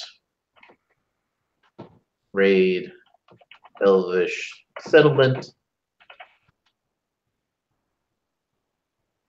in Northeast Beleriand. Leave none alive. Right. Okay. Because we need a good evil guys action scene at some point. Right. Considering that so far almost all the slaughtering has been done by the good guys. For certain values of good. Banor's Anyway. not Morgoth. Okay. So the fourth scene in Act 1 is going to be Ablung and Denethor Catching up. right. Catching up. Mablung meets an end for the first time. Yes. And Denethor explains that the reason he and the rest of the Green Elves and the Ents have come over the mountains is just to explore these new lands that they haven't seen before, because the Ents really like to walk around and see new things. I mean, like, that's the whole reason they're here. And the whole reason Lenway's not here is that Lenway wasn't interested in going exploring right now. So he's not traveling these days.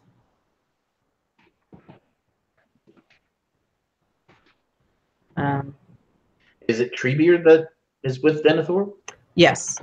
Okay. Yeah.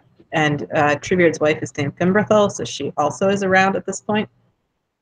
Not necessarily. She doesn't be standing right there. Okay. Like, we can meet Treebeard first. Okay. But the Ent wives should still be with the Ents. I know there's been a lot of pressure to separate them from day one, but I feel like there's no tragedy in separating them if they're always separated. Like, we need to have them be together and be happy for at least like a season. It's been a season. Yeah, but we only just met them. Like, they couldn't talk the last time we met them. So we haven't met the Ent wives yet, other than to, like, teach the Ent wives how to say hello. Okay. All right. So that's Act 1. Yes. All right. Mablung should act with the appropriate amount of awe when he meets Treebeard, obviously. Yeah. Okay. Act 2.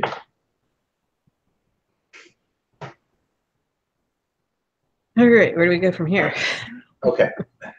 So, let's talk about things that need to happen in Act 2 first. Okay. So for one thing, Thingol is our protagonist, and he's not been on screen yet.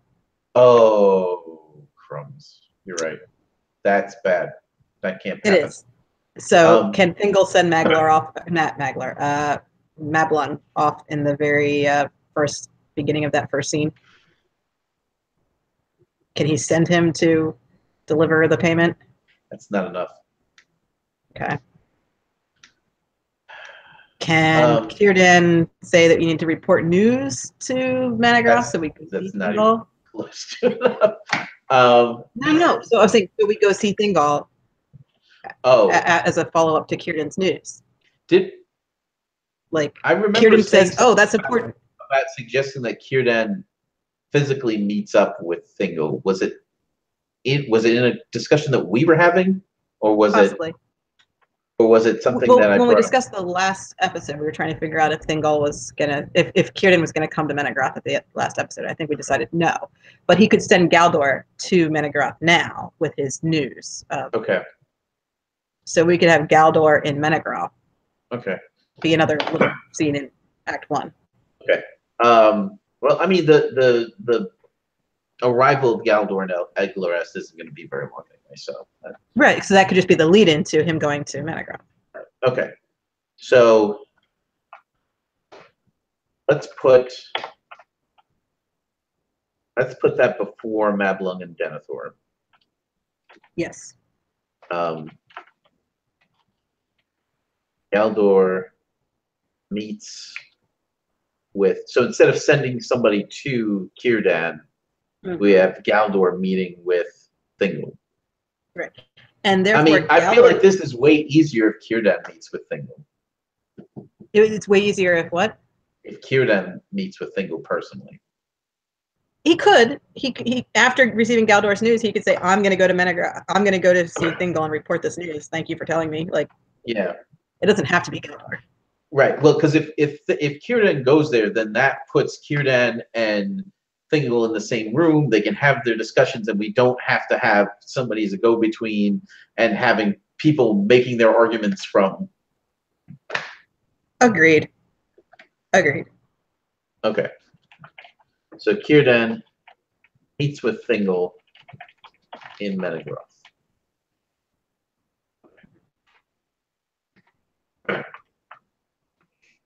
Okay.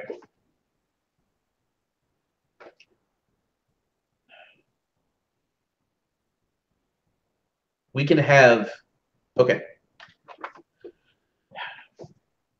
So the Thingol has to personally show up in Assyrian as well. However, But I not don't feel Act like 1. no. He doesn't need to go in Act 1. But also, I don't feel like Círdan would go that far. I feel like that Menegroth is far enough for Círdan. Oh, yeah. No. Círdan has no reason to be an Assyrian. Yeah. So Thingol is going to get word of the situation with the Green Elves. So when Círdan meets with Thingol in Act 1, Thingol is going to invite him to bring all of his people to Menegroth. Círdan's got to say that he's going to think about it. He can't flat out refuse it right now. Otherwise, there's no story there. Okay, how about he doesn't invite him in Act 1, like gives him a tour of Menegroth in Act 1, like, let me show you this beautiful place we have, and then later on, you could end the scene with him being like, so, do your people want to move here? Like, and then just cut it without getting his response. Right. Oh, Círdan could spend the entire episode in Menegroth without Thingol there. Right. Well, Thingol can leave and Círdan can stay there because, like, he's not going for too long. Yeah. Right. Well, my point is just that, yeah, let's save Círdan's refusal for later. Okay. No, that definitely. Yeah, I agree.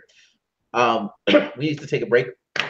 Okay. If you're watching us live, hang in there. We'll be right back. If you're watching us on the YouTubes, the tubes of you in the future, definitely like and share the videos. If you like and want to share them. If you haven't yet, feel free to subscribe. Check out the links below for information on Sigma University, Mythgard, Mythmoot 5 coming up June 21st through the 24th. Very exciting conference. You should check it out. Hopefully we'll get to go there. Anyway, we'll be back in a minute. Okay. I'll be right back. Yeah.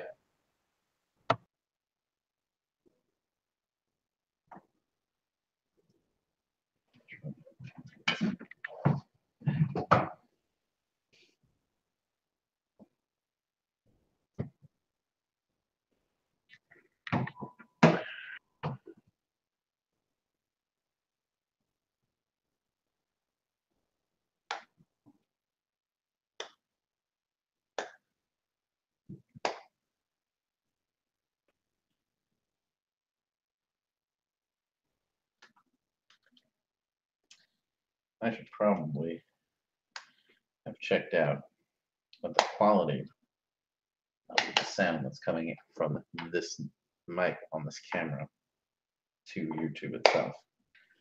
Check that out as soon as I'm done with this.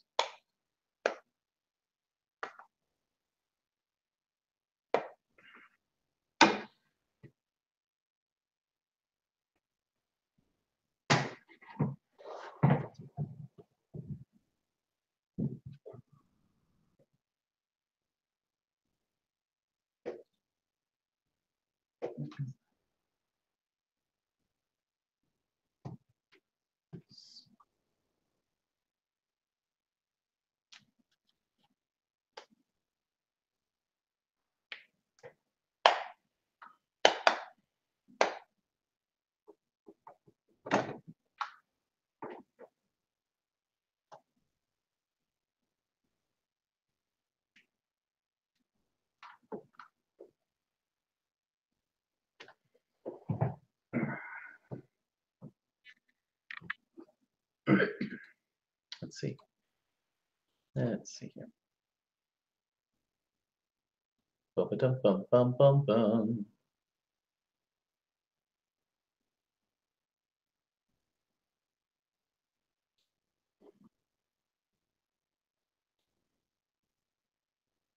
Oh yeah, that's plenty loud.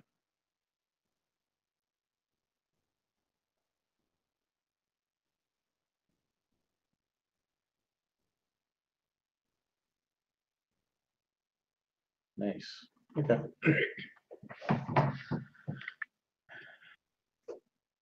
Eventually, YouTube, I shall get a microphone that is better than both this microphone and that microphone. Hi. Hello. I was just testing the sound because I'm actually using the sound from my. Oh, I didn't need to do that. I'm using the mic from my camera at the moment. Oh, okay. Because this computer doesn't accept the microphone jack, the microphone from these headphones. So I would just need to get a splitter to make it work. It's not a big deal. But I was actually thinking about getting an actual microphone. But anyway, this actually works pretty decently well, so okay. It's not too bad.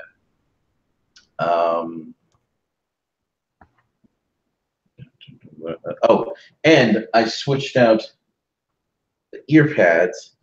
So these headphones have a different set of ear pads. They have the leather ones and they have these suede ones, and supposedly the suede ones are more breathable. The sound isn't as good, but they're more breathable, which I haven't tested yet. I haven't even tried them on yet.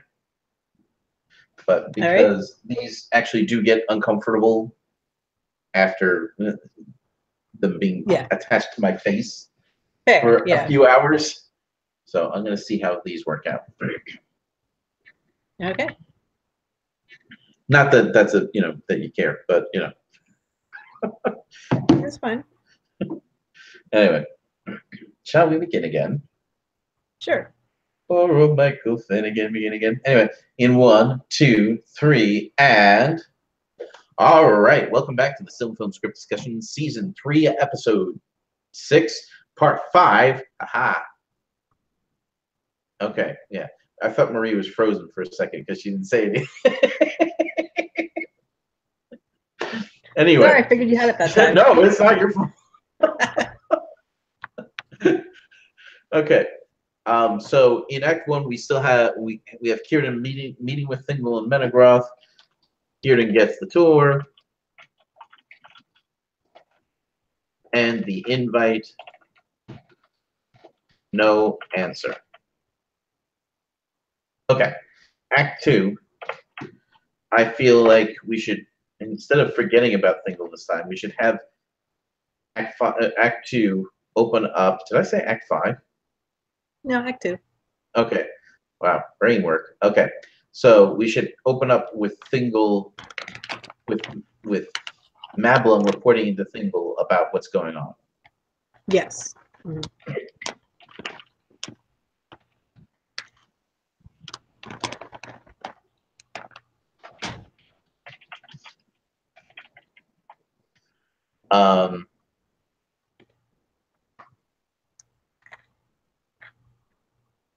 And so does Thingol think this is good news? Like, yay, Lenway, I remember him. He was a great guy. Or does he think it's... I think he's hopeful about it. I mean, cause like, why would he not be? Like, these are more elves of his own kin. Like, there's... Yeah. Well, the why wouldn't he is because Mablung just reported a situation where they almost started a war with the dwarves. Yes. Yes. But Mablung has kind of diffused it for the moment, and if Mablung was able to pull that off, surely. Okay. Okay. Okay.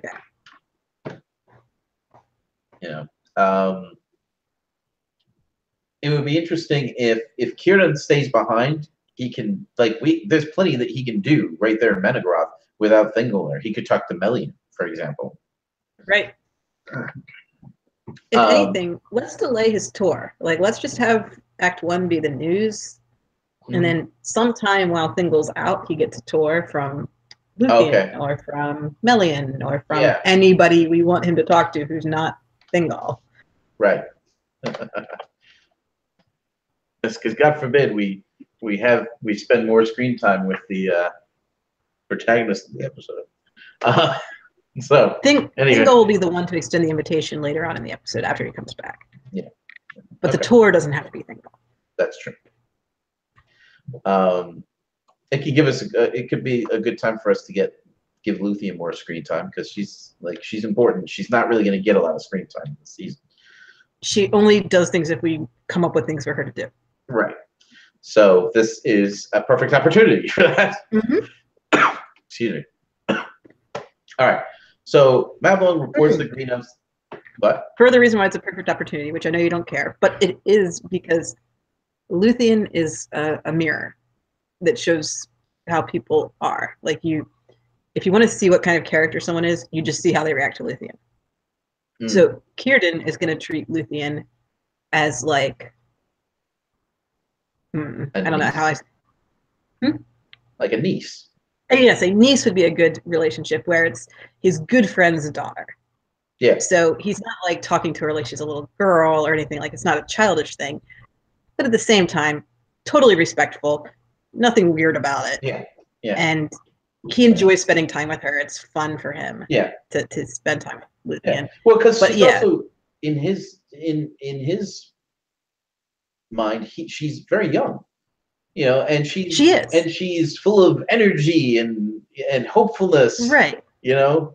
Right. Yeah. So it's like an uncle niece relationship between Círdan and Luthien, and we should get to see that. That would be fun, and it would kind of establish Círdan as a really solidly good guy that he has this positive relationship with Luthien. Right. Right. Yeah. Okay. Anyway, continue. So, all right, Thingol gets the report from Mablung. I feel like Círdan should be in the room because that way we can save time and this way Círdan knows that Thingol's leaving. Right. Sure. If anything, Thingol can say, "If you'll excuse me, I have other things I need to do," and that's when Luthien will be like, "Right." Like so we can have that like courtly manners thing happening. Yeah. Where Thingol has a court, he can't just be like, "All right, peace out, I'm leaving, guys." You know, he has to make sure his guests are cared for before he walks out the door. Right. Maybe Thingol puts Luthien in charge of him. Yeah. I mean, probably he puts Melian in charge overall, but he puts Luthien in charge of Círdan. Yeah. No. I obviously. Yeah. And leaves for parts. East. Okay. Cool. I feel like now might be a good time to have our Tevildo Sauron scene. Yes. That should be an Act 2 scene. Because I want to see them before we see Morgoth. Yes.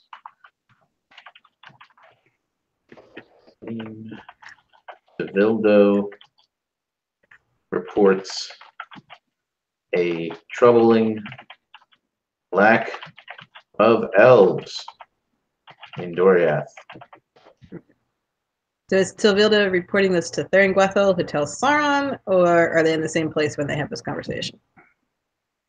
So just I feel like I think we have to establish that Sauron is with the werewolves now. You know, so, and so having them all be there. Okay. You know, so Tevildo has come back to wherever Sauron's army is and then given his report. Okay. Right. So essentially he's given up. He's like, I cannot find these elves anywhere, and so I'm coming in to tell you I don't know where they are. Yeah. Should Sauron... Maybe Sauron could poke him a little bit. Like, to kind of play on his... Like maybe... You know, kind of like you're losing your touch. Yeah. I would expect that when you report a failure in a bad guy camp, you don't get away with it. It's not like oh, that's a shame for you that the elves seem to have gone somewhere. It's that's your fault. You had a job, you didn't do it. Let's blame you for it. So yeah, he should catch some grief for this. Yeah. Maybe not as much grief as he would catch if he were reporting to Gothmog or Bulldog, but he still catches grief. Right. And well, I feel like Bulldog and Tevildo are they are. So he wouldn't report to him. My point was about personality. Gotcha. If you reported a failure to Bulldog, you probably get heads lopped off. Whereas if you report a failure to Sauron, he makes fun of you and he gives you underhanded comments. Right. Yeah. Yeah. So it's a little different. Right. Okay.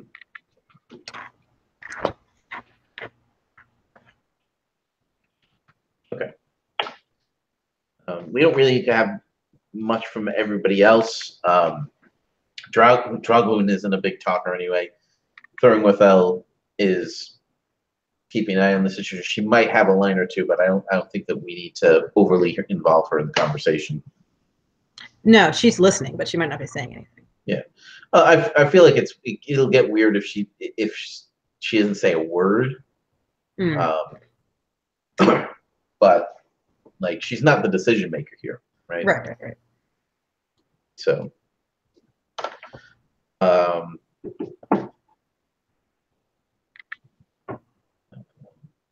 okay. What we could do to give Bulldog someone to talk to in an Act 4 scene is we could have Sauron send her to check on Bulldog here. Okay. That could be good. Again, reinforcing her role as go-between. Right. And messenger. Wethel to check on Bulldog. Okay. All right. Other things that need to happen in Act 2. We forgot to do that again. Okay.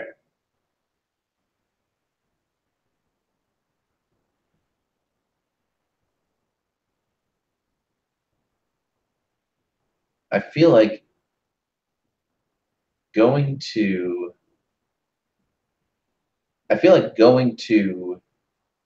oh, okay. What we could do is establish that.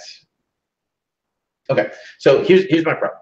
I just rambled for 30 seconds. But anyway, the problem is I feel like it's too quick. It's too soon for us to go directly to Thingol is in. How did he travel so fast? Right. Is your issue. Yeah, and also I feel like it's like we kind of just hinted that Luthien is going to be spending time with Círdan. I feel like the second scene after that is a little soon for that. Right. So why don't we go back and spend time with the Green Elves and the Ents by That's just what themselves?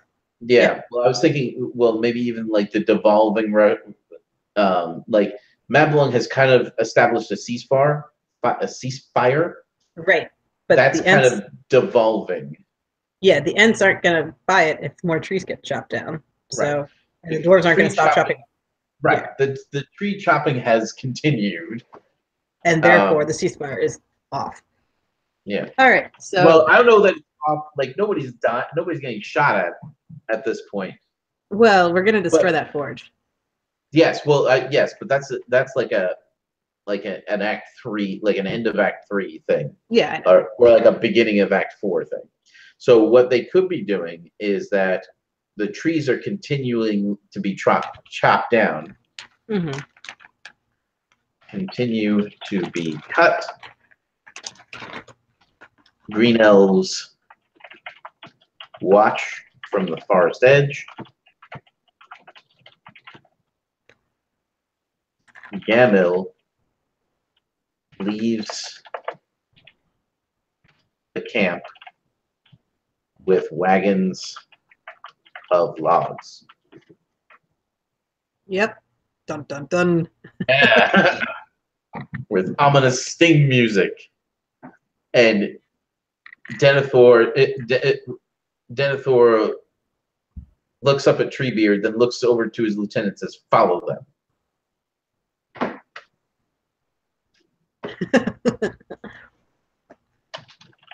These are some very interesting green elves we're coming up with. Well, they're wild. You know, like that's like they should be unpredictable. Yeah, agreed.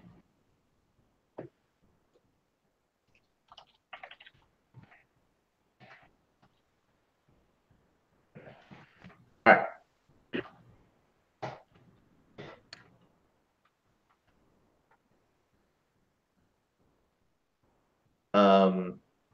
Okay. Then I think we can do. Kieran gets a tour of Menegroth from.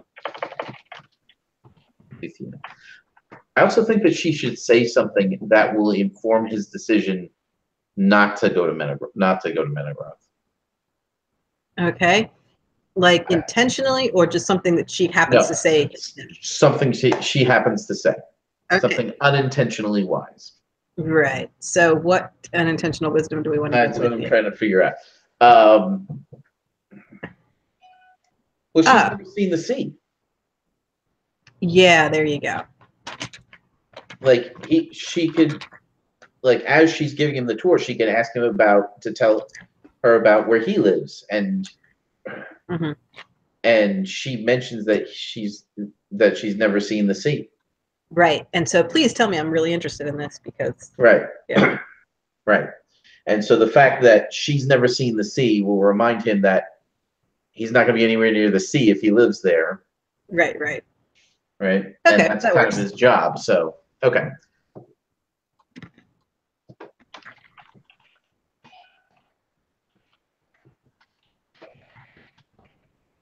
That brings us to Act 3, where we definitely should have single meeting with the dwarves and green elves.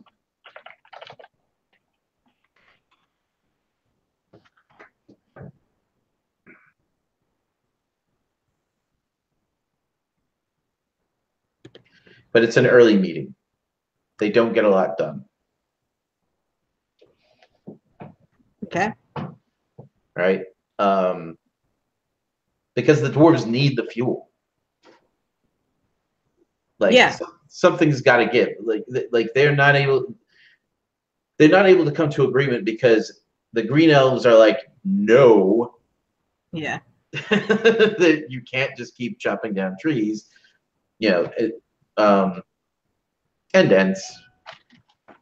Yeah. Put the ends at the meeting. Yeah. Now Ingol, has he met Ents before? No.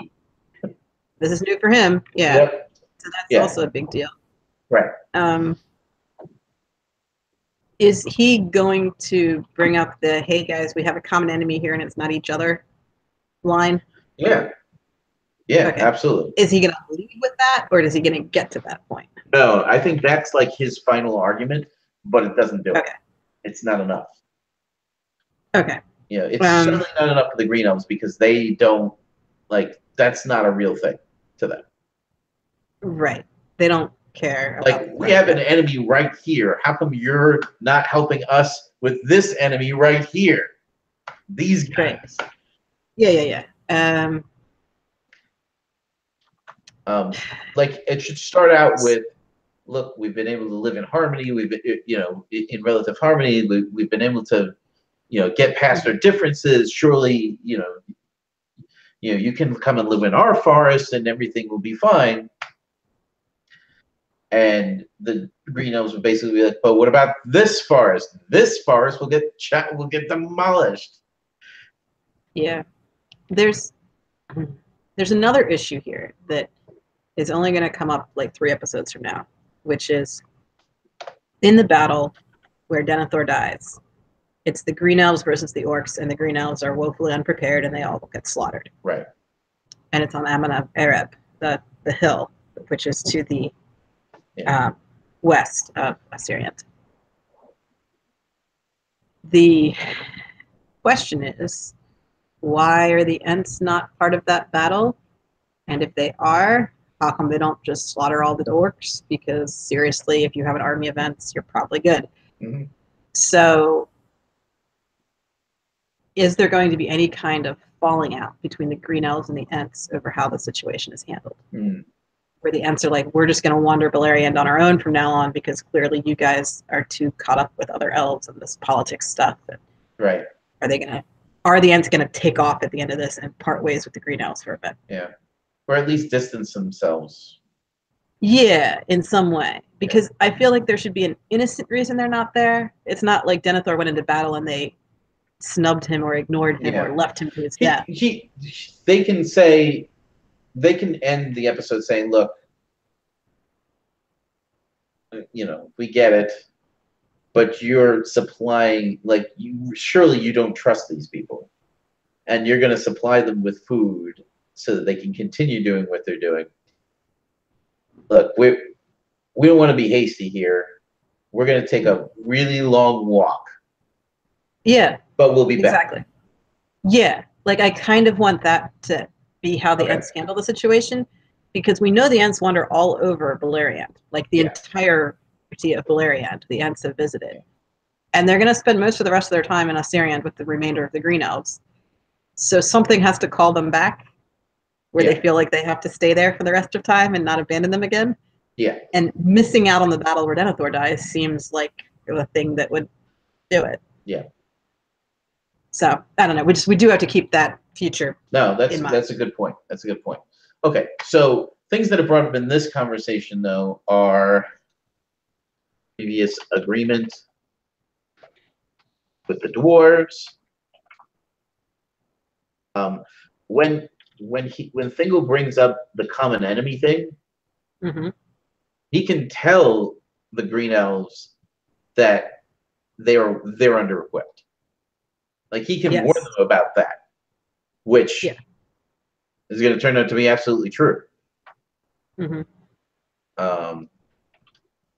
think Thingol would feel obligated to look at their armor and their weapons and say, "Oh, you don't have armor and weapons. Right. That's a problem." Oh, by the way, during the conversation between Mablum and Gamel, Mablung is delivering payment. Gamel is picking up lumber for fuel.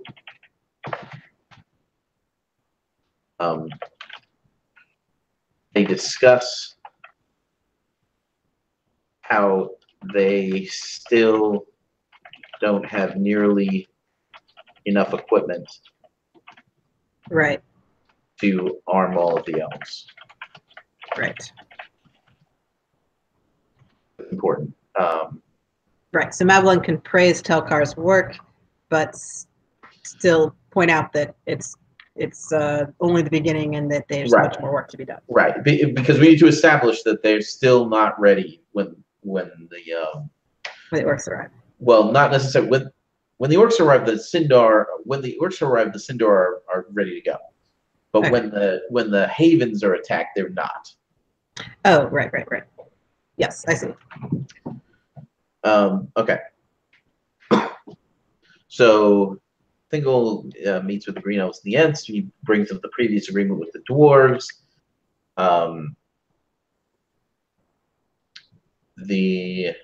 Is there a dwarven? Okay. So the Ents and the Green Elves make the argument that they're destroying life. I should call them destroyers of life in some way. Okay. Green Ents, Treebeard, and Denethor private dwarves as destroyers of life.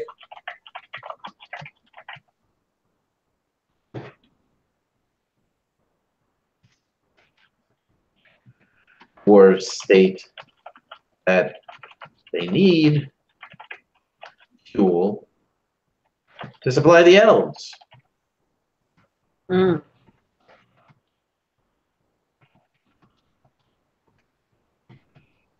Which would cast the Sindar in a questionable light to the Green Elves.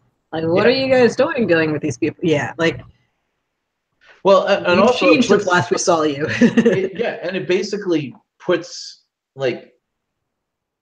it puts things on his back foot with both of them, because the dwarves are saying, "Look, we're just doing this to help you out." Right. You can't tell us not to do this when we're doing it specifically to help you. Right. Okay.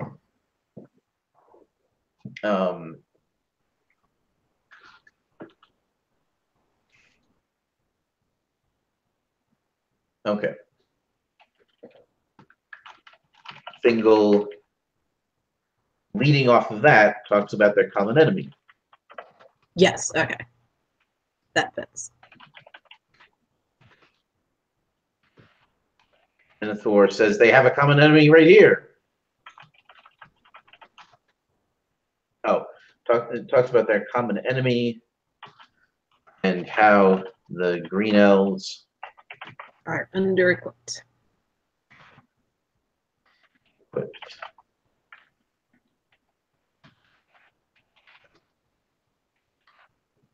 feel like that's the end of that conversation. I feel like Denethor wins that conversation.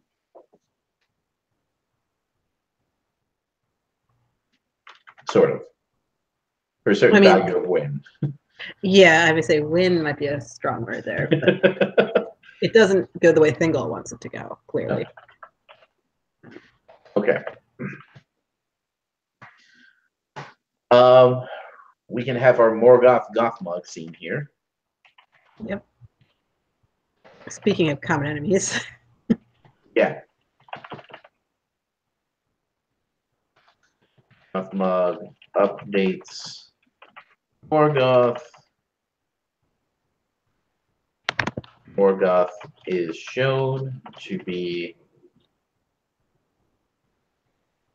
sending his power out into Middle Earth. He can even say things too. Like it doesn't need to be just visual done. No, I mean he has Gothmog to talk to. He can explain. Right. I think that was the concern, was that there was nobody for him to talk to. But we can, like, there's no reason why Gothmog can run with winged speed. It's fine. Yes, he can. But the idea is that Morgoth is planning destruction and nihilism, and not just conquering, and that's a kind of a big deal. Like we haven't really seen that from him in earlier seasons, because he was a creator a bit. He made things. Yeah. Now he just wants to destroy, and he hates everything. And that change. And the only person he can really tell that to directly is Gothmog. Exactly. Yeah. Because Sauron is not there and won't be there. Sauron is not on board with that either. He is not, which is why Morgoth knows never to say it to him. Right. Not to mention, we kind of have a conduit set up for Gothmog to get back and forth between the area where he's posted and Angband rather quickly. Well, if we wanted to, yeah. Well, we don't have to, like, if we know it's there, so we know that he can get back and forth quickly. We don't have to, like, spend a lot of time on that, but we know that he can, because he's done it before. Yes, he has. So yes, and I think that it would make sense that Gothmog would report in. There's nothing to report, and he would do that in person because he doesn't trust any of his underlings to deliver that message correctly. Right. Yeah, because it's a super complicated message. No, the point is that he wants the message delivered that we're being vigilant and nothing has come, not we're idiots who missed the thing we're supposed to be looking for. Yes, that's true. He wants to make sure Morgoth hears the "we are super vigilant and would have caught everything" part of the message. Yes, but which is kind of true. Yeah. Okay. So how does Gothmog feel about the total nihilism thing? He's on board with whatever Morgoth wants. Okay, I figured. He's a yes man. Like yeah. Yeah. No, I figured as much. It's just Gothmog is the first person to use the word Lord in our television series. That is true. That is true. So okay. It's a kind of big deal and it's new. Yeah. So he should react to it in some way. Yes. It doesn't have to be with shock, but it could be with surprise. It could be with, oh, sounds good to me. Exactly. Like there should be some reaction there other than, okay. A really creepy, big fiery smile. All right, that works too. Okay. So after we get that, we're still in Act 3. Should we visit Círdan?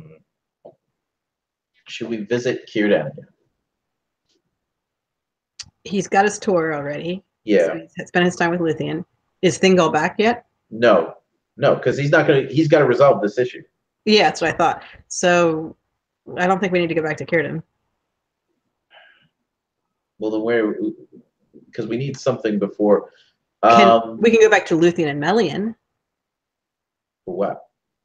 I don't know. If you wanted to go to Menegroth for some reason, there's other people in Menegroth. Was all. Right, but I was thinking actually maybe Melian and Círdan. Okay. What would they have to say to each other? Nice things. Agreed, but also ominous things. These are the two people who have the most clue that there's something really bad coming. Yeah. Well, there we go. I mean, like we can ratchet up the tension here. Okay. With those two quite easily. So does Melian pull Círdan aside because of the news he gave Thingol earlier? Yeah. Or does Círdan seek out Melian? Well, okay. I'll tell you what. I think that Círdan does seek out Melian, but Melian is bringing him aside. Okay.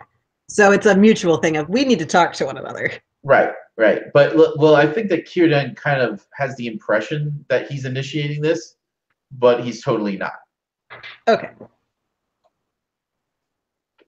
All right.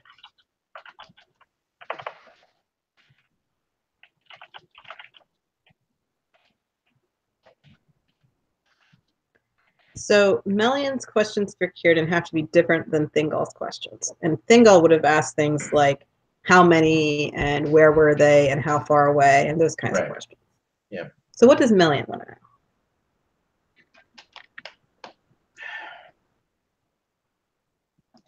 Melian is more in tune with what's actually going on.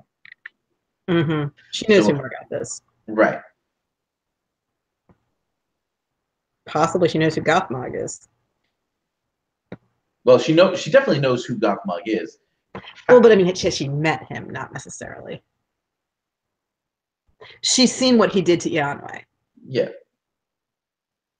But that's, which is still something. I mean, if you see that, I'm trying to think of what she would ask that would illustrate that she's got a clearer idea of what's ahead here.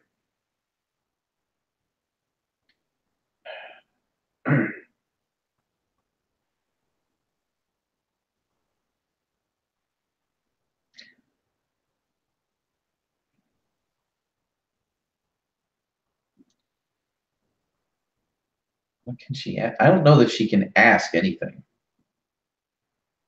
Okay. I mean, I think that she's going to talk about how this is an enemy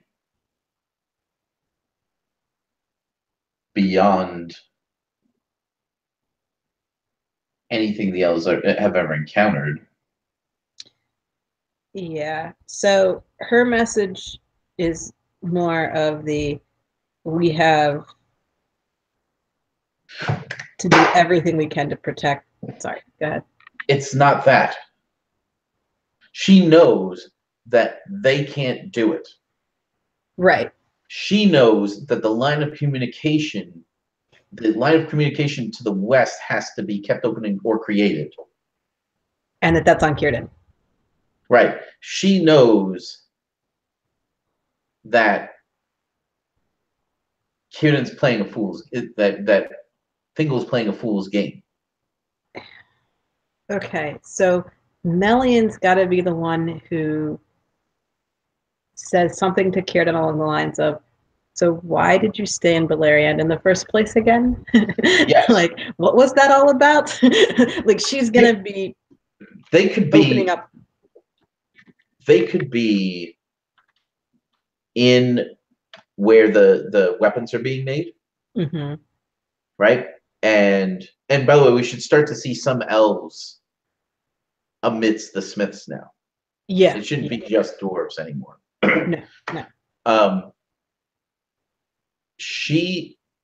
So Círdan can talk about the strength of Menegroth and these amazing weapons that he's never seen anything like before.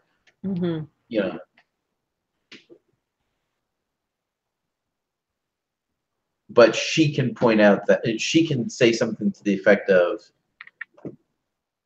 there are some enemies that no strength can overcome. Right. Okay. Set amongst forges of Menegroth, where dwarvish and elvish smiths work. Círdan marvels at the strength of Menegroth and its armaments. Melian laments that some enemies no strength can overcome.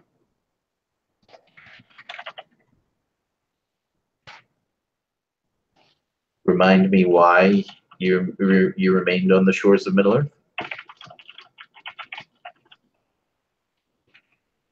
Well, if she's going to say that no strength can overcome, he's going to think that's pretty harsh and say something like, well, what hope do we have then? Yeah. Knowing that she didn't say that out of despair, like that she's counting on something. Right.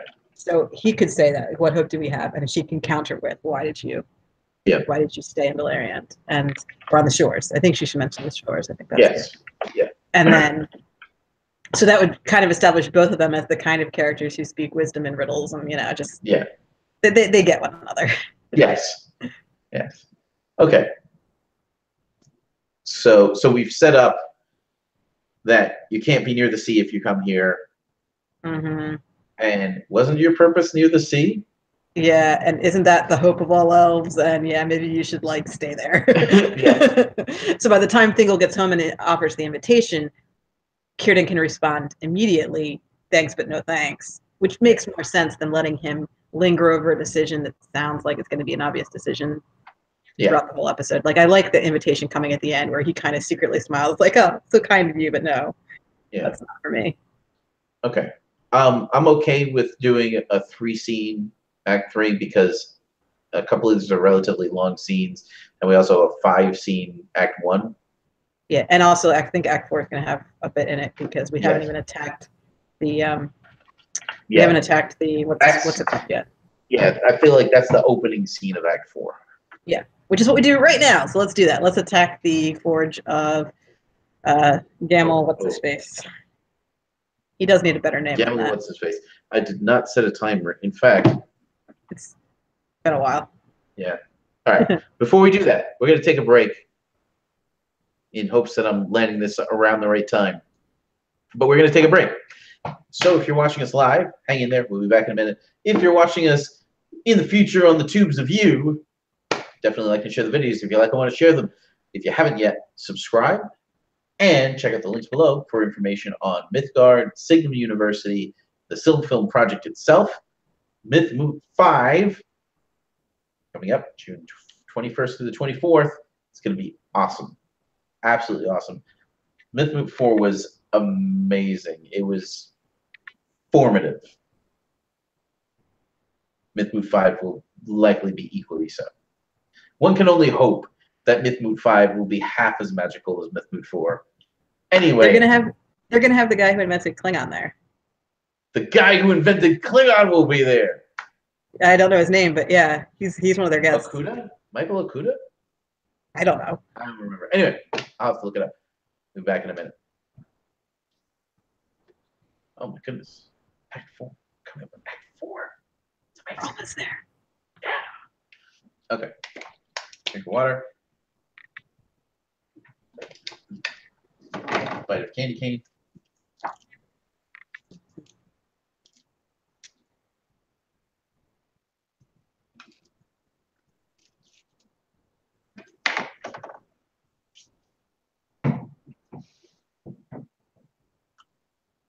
My wife convinced me not to buy candy canes. And my parents brought some anyway. You can always just wait till after Christmas when everything's on sale. So that's not why she didn't want to buy candy canes. She was trying to minimize my holiday cheer, you know. Ah, I see. All right, let's get started. You ready? Yep. In 1, 2, 3, and all right. Welcome back to the Sim Film Script Discussion, Season 3, Episode 6, Part 5 or 6. One of those numbers. Anyway, we're back. It's exciting. We are rolling right into Act 4. Act 3 basically wrote itself, I feel like. There was so much that had already been set into motion. Yeah, Act 3 was everything that had to happen so that we get to Act 4. So let's do that. Yeah. So we will start off Act 4 with the attack of the Ents and some green elves on the forge of Gamel, what's his face, the master of Telkar. Yes. Who lives on a mountainside somewhere between the two dwarf cities of Nograd and Belagast. Yeah. So he's not so well protected at his little forge, and the Ent army destroys it utterly. Yes. So Gamel... There are possibly some casualties, including him. Yes. Gamel guy returns to his forge under cover of darkness. Because everything's under cover of darkness. Because there's no sun yet. There's no sun yet.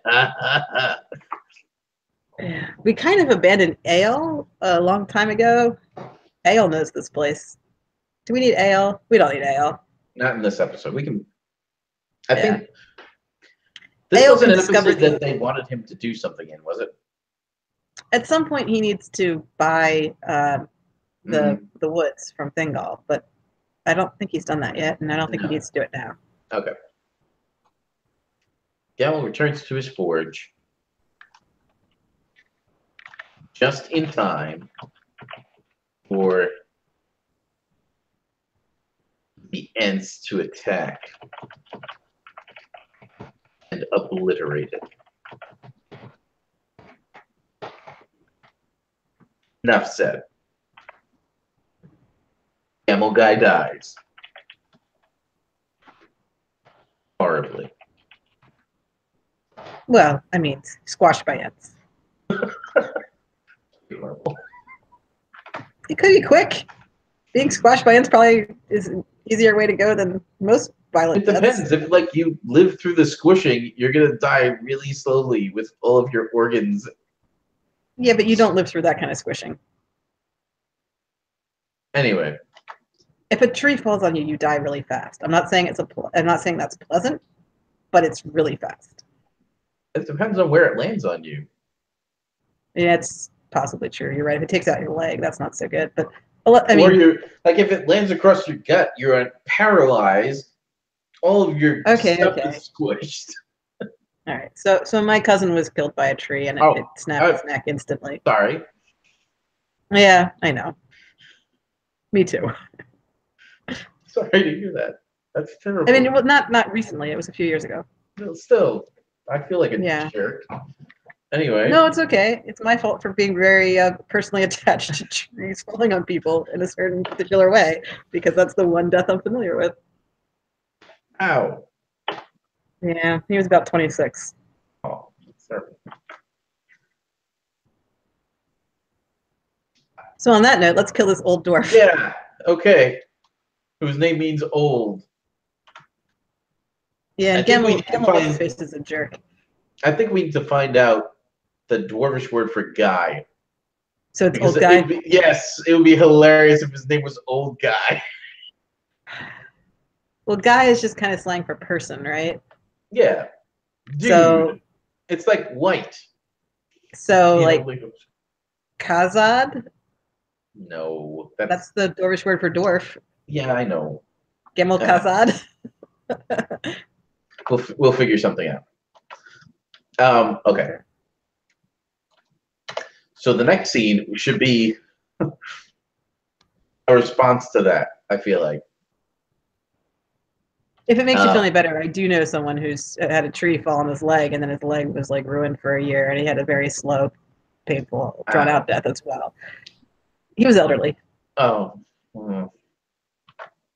But, so the point is, you weren't wrong. I was just, focused in on. You're a bundle of sunshine. I'm here to tell you. Come on, like you don't know people who have died. Not many. You have no acquaintances? I'm very fortunate. Oh, well. My grandparents have died of extreme old age. My uncle died of very poor diet and exercise habits. Bad health, yeah. I mean, yeah. Okay, so this guy with the leg, his name was Mr. Green. He was like really old when I was 8. So my neighbor would go over to his house and clean the dressings on his leg and take care of him and stuff like that. So I knew he was bedridden. I didn't really know much about him. Gotcha. And he died, like, because that's what happens when you're an old guy with a bad leg like that. Mm. No, I've been incredibly fortunate.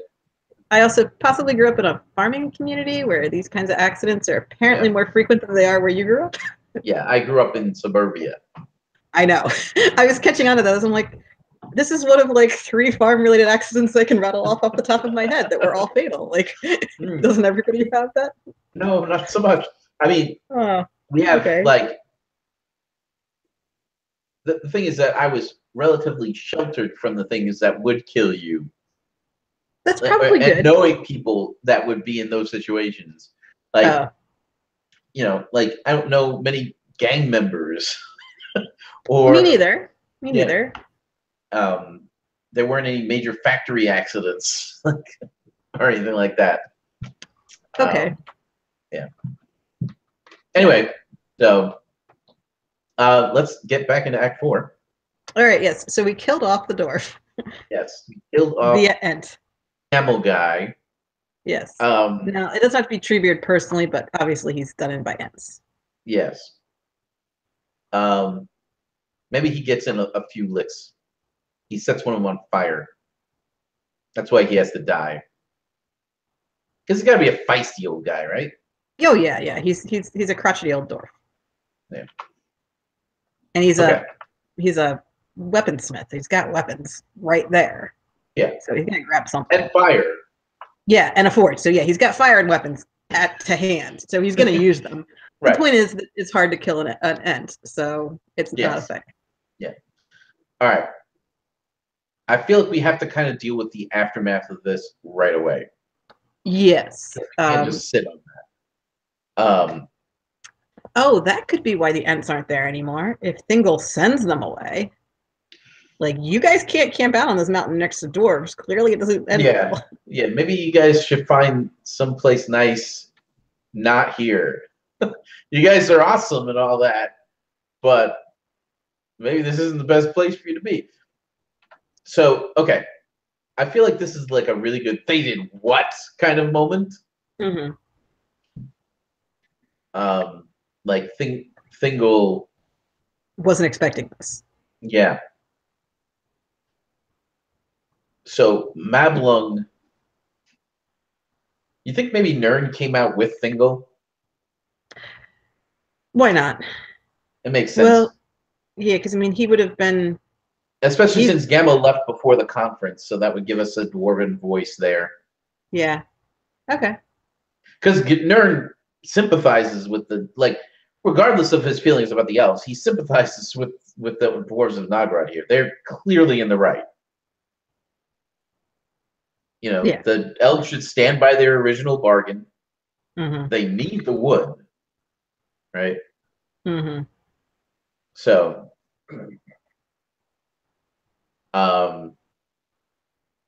so Mablung, Nern, Thingol. Some really angry dwarves from Nogrod. Some really angry Nogrod dwarfs and Denethor Mm-hmm. have to be in a room where Thingol has just received news of the attack on the forge.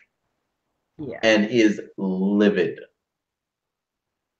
He is absolutely incensed. Mm-hmm.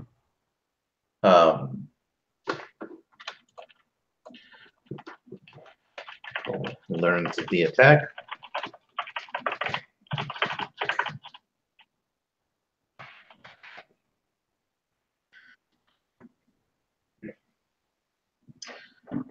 Denethor has to give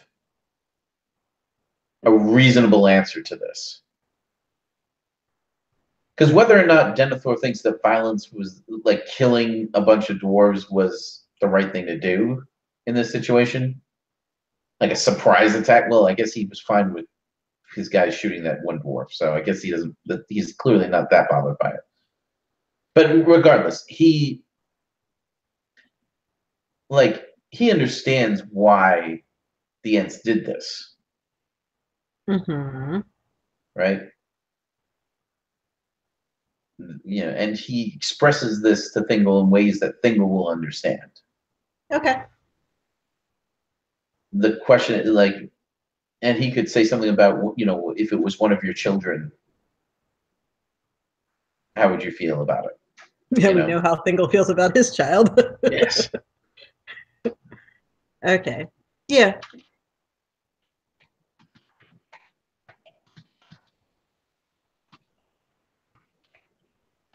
The dwarves still don't get it. Right. So the dwarves are having their own private conversation. Like, these people are nuts. These newcomers are trouble. Right. It sounds like the best way to handle the situation is to appease them, tell them whatever they want to hear, and then go do what we got to do. Yeah. Well, we can do that. We can do, like, while Thingol and Denethor are having that conversation, Nern can be talking to the head of the Lowers, like, look, this is not, like, do you really have to cut down trees here? This is the only place you can cut down trees. Right. And I was like, well, yeah, I guess. Yeah, it's like, right. So that's when he would point out the elves only have jurisdiction on the west side of the mountains. Why don't you go cut down the trees on the east side? They don't know. They don't care. They won't stop you. No more dwarves will die. Yeah. You know, make the wise choice here.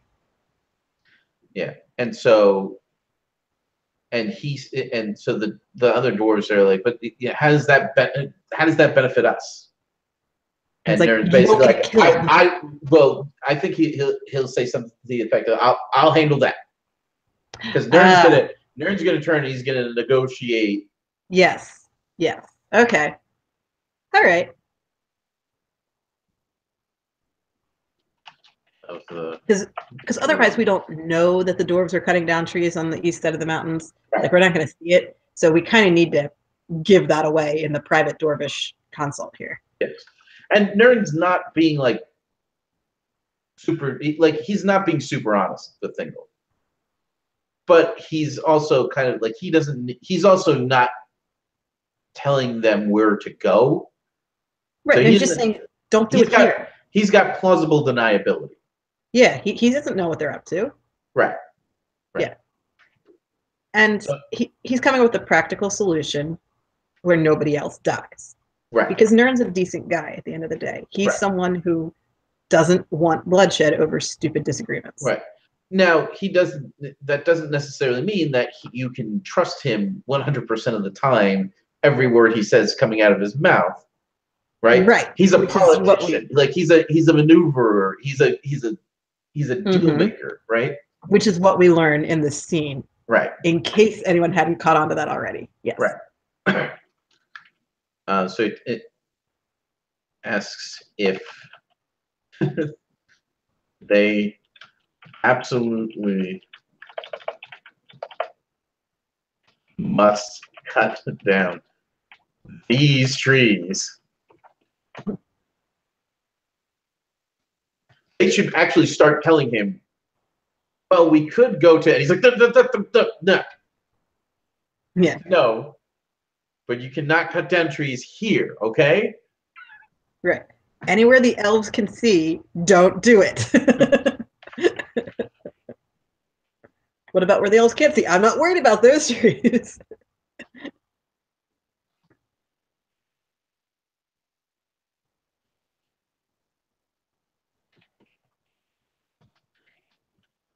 So he turns to Fingal and says, I've spoken with my kinsmen. They've agreed not to cut down the trees within your lands. Not to cut down these trees. You should just say these. Not to cut down these trees. Right. In exchange, in order to make up for the loss of productivity, they need a certain amount of food delivered to them. Can your people provide that to us? And Fingal will look to Denethor like, you got me into this.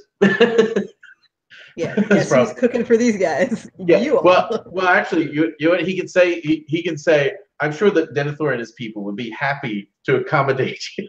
Like, he doesn't have to consult with Denethor at all. And Denethor's just like, sure, why not? Right. Right. So no one's really happy with this deal. Like, everyone feels like it was stupid and they got the short end of the deal. But at the end of the day, no one's killing each other. So Thingol feels like he did his job. But this isn't like the meeting with the dwarves for the first time where it felt like we've established like the new moving forward, peace between our peoples, cultural exchange. Like, it wasn't like that at all. This is strictly practical. No one's happy. And there's a lot of political maneuvering going on. There is, and it's all they've managed to do is not kill each other. That's not exactly a strong alliance. Right. And Thingol has got to know. He's got to know that they're clearly going to be getting wood from somewhere else. Right, because they established earlier they need wood. Right. He's not an idiot. But at the end of the day... I mean, they've got to be cutting down wood in Doriath. He knows that. Right. Like, he doesn't care, necessarily. He doesn't care as long as they keep it to a dull roar. Right? Like, he doesn't... It doesn't bother. Also, as long as they're doing it outside his kingdom, he couldn't care less about what trees they cut down out there. Right. Within his borders, he does care to a degree. But that's within the managed, like, cut down the trees I want you to cut down. Right. Don't clear cut anything. Right. Yeah. Okay. So we've solved this problem. Ish. Ents agree. Oh, no, the Ents aren't there. Right. The Ents The Green Elves, Denethor agrees to get the Ents to stand down. Right. And maybe Thingol can say to Denethor, and maybe they find, like, maybe this isn't the safest place for them. Right. Like, he can say something that gently hints that maybe they're not super welcome. Right. and make some comment about, I hear you guys came here to explore. There's plenty of other land to explore. Like, get on out there and do your thing. Yeah. Okay.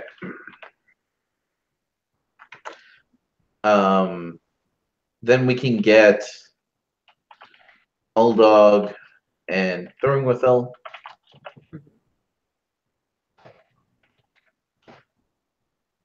Bulldog complaining about not enough elves to murder.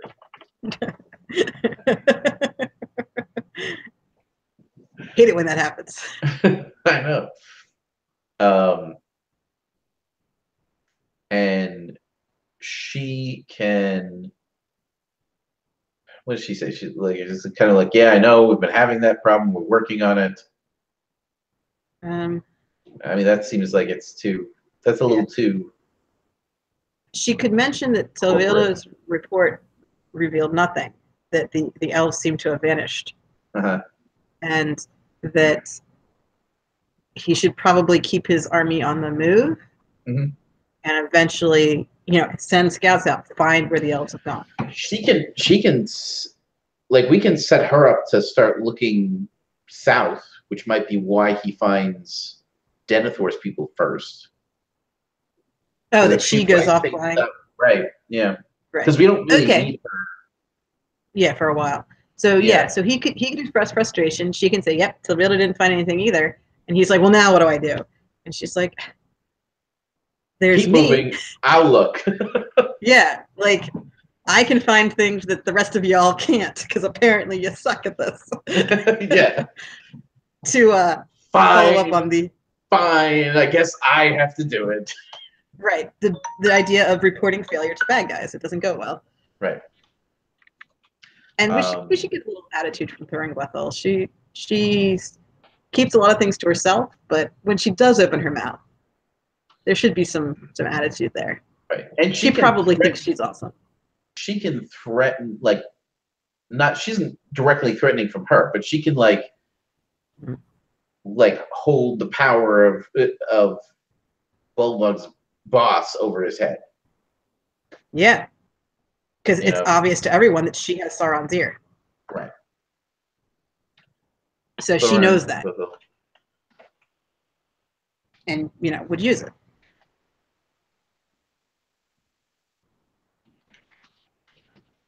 Right. So she threatens him, keeps him marching southward.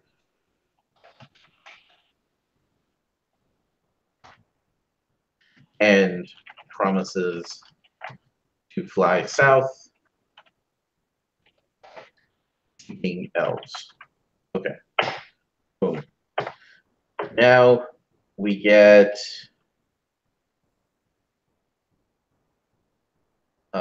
and say goodbye to the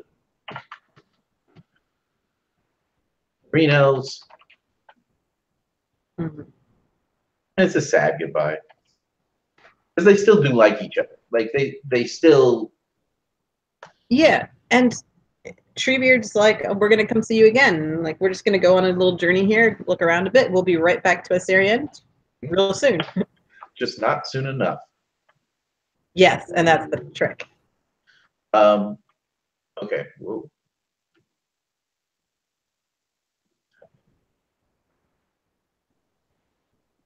So after that, now we're kind of like bleeding into the tag a little bit here. The tag. But Thingol returns, extends invitation to Círdan. We get camera shots of both Melian and Luthien should both be there. Luthien can actually think that's a great idea. Like, she doesn't have to be super smart all the time. Like, it's okay. Yeah. But, well, and the idea is, like, she's excited that she'll get to see more of Círdan and his people. Right. Like, yeah, you guys should totally come here and live with us. That would be so much fun. Like, you're right. She doesn't be super mature about this. Melian doesn't say a word. No. Because, she knew this was coming. And she already said her piece. Right. Says nothing. Because the decision in the end is Círdan. She said what she needed to say to Círdan. If he doesn't agree with her, that's on him. Like, Melian doesn't tell people what to do very often. Right. Círdan thanks Thingol, but declines and will return to the Haines. Okay. Yeah, there's definitely a sad note at the end of this. So while like Thingol is happy with the kind of happy with the end result, Mm-hmm. he got done what he needed to get done, and he's still hopeful for the future.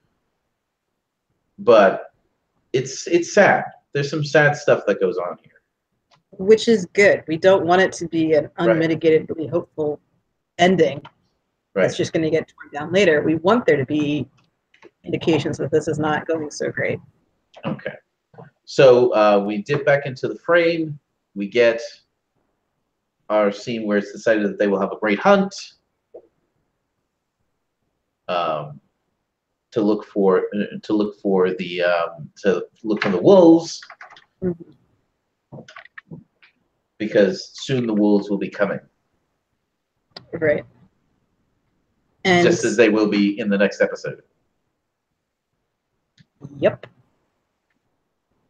Yeah, I do feel like we did stuff some of the stuff from the next episode into this one with the whole missing elves thing. Like, I think we kind of moved that up a little earlier than it That's needed not to be. yeah, but that's not a big deal, I don't think. I It's think not, can, and because the elves will still be missing, and yeah, as soon as you build Menegroth, you have missing elves, so it kind of yeah, all fits. yeah. So and Tevildo, like we can take our time with the Tevildo searching for Menegroth thing. Right. You know, he doesn't have to get the location out of anybody until much later. Right. So he can spend his time torturing elves next episode. We're fine. Yeah. It's just, I'm just pointing out that I think we did ramp it up a little bit, so we will not just drag it out later. But there's only so much you can do. Like, you have to, like, some things have to be happening. Agreed. And I think we're fine. I think everything fits in this episode. I just was pointing out that, we'll have to rethink some other things later. Yeah. I do think that that having Thuringwethel visiting Bulldog does link that up with the Tevildo Sauron scene. The Gothmog Morgoth scene is a little bit out of place, but it's supposed to be. But yeah, and that's fine. But it's not super out of place because we're just talking about the common enemy, and right. It's fine. Okay. And it's about the middle of the episode is where we have that happen, roughly. It's in Act 3. It's like early Act 3. It's mid Act 3. It's like right after Thingol's meeting with the dwarves. Yeah. Okay. But near enough to the middle of the episode that it kind of feel like it connects the beginning and ending with the frame with that piece in the middle. Like that can tie together. Yeah. Okay. I'm gonna copy this. I'm gonna paste these notes, which are kind of silly in some places, but I'm gonna paste them into the forums. All right, that's a good starting point. Yeah. So yeah, anything else that you can think of that we may have forgotten? No, I feel we're fine. The thing we've forgotten is that this is supposed to be the Silmarillion, and we've kind of turned it into like petty politics, but that's not our fault. There was going to be stuff like that. There's going to be stuff like that all through season 4. Oh, season 4 is going to be heavy with it. It's just that and season whether 5 or not people have stuff like that if I have my way too. So like, there's going to be political maneuvering throughout. There will be, and we have some action scenes in here. We have the destruction of a village of elves, and we have destruction of the forge. So like, we're not just having people standing around talking about how they disagree with each other. We have people fighting. Interestingly enough, those two things are almost bookended. Yeah, I know. All right. So yes, I think we're good on the structure of the episode. Whether or not it feels like it belongs with the rest of the project is up to everybody else to make fit. Well, I mean, I don't think there's any way around having episodes like this where we're just working out how these two people wind up working together or separately. Yeah, I guess what I feel like is that there might be some disappointment that there's not time, like living in the woods with the green elves, doing green elfy things. I'm just saying, like, it feels like if you have a group of these elves, you should have a scene of them just being themselves somewhere, not in a conflict with dwarves or we can do that. We can do that in the Mablung Denethor scene. Okay. I'll put a note in there specifically calling that out. Yeah, just that there should be a little bit of that just to give a flavor for who these people are, and some of their slightly more egalitarian. Yeah, it's gonna look woodsy. Right. It's gonna look lifestyle. Really great. It's gonna look kind of like I don't know. I can't think of like anytime like Dances with Wolves when Kevin Costner first goes to the Sioux Village, and it's like, and there's all that nice music playing in the background, that idyllic music. Yeah. With a lot of Rousseau stuff, a lot of Noble Savage stuff. Yeah, that should fit with Greenhouse. Yeah. And the point is that these aren't that different than the Sindar. At least they weren't. No. A little bit ago. So right. How they've this is essentially their this is exactly who they were 10 minutes ago, essentially. Right. Or like 3 hours of television ago. This is exactly who they were. Yeah. So that's what I meant. I didn't want to go overboard with that, but I wanted to just get glimpses of how their society's different.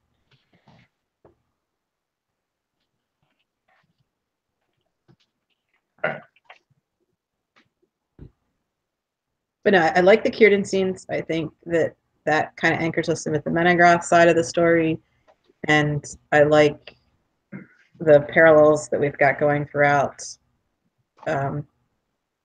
I don't like politics, but I've never liked politics. That's nothing new. I kind of like politics, so that fair, but I don't. But so I'm never gonna like a story whose main plot is about politics. Right. Yeah.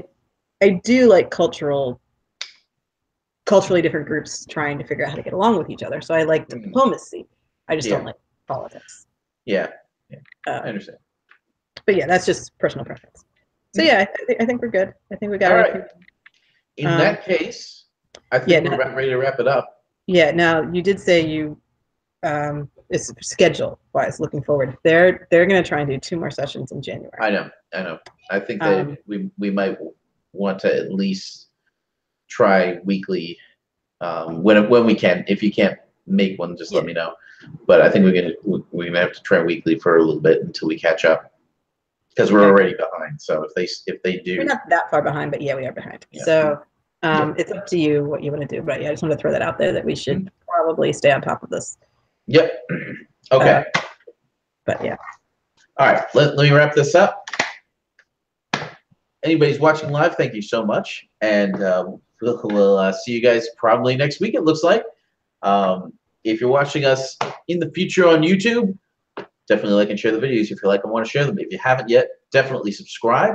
Check out the links below so you can get all that information on the Film Project, Signum University, and Mythgard, plus Mythmoot 4 coming in 5. It's 5. Mythmoot 5. 4 and nonsense.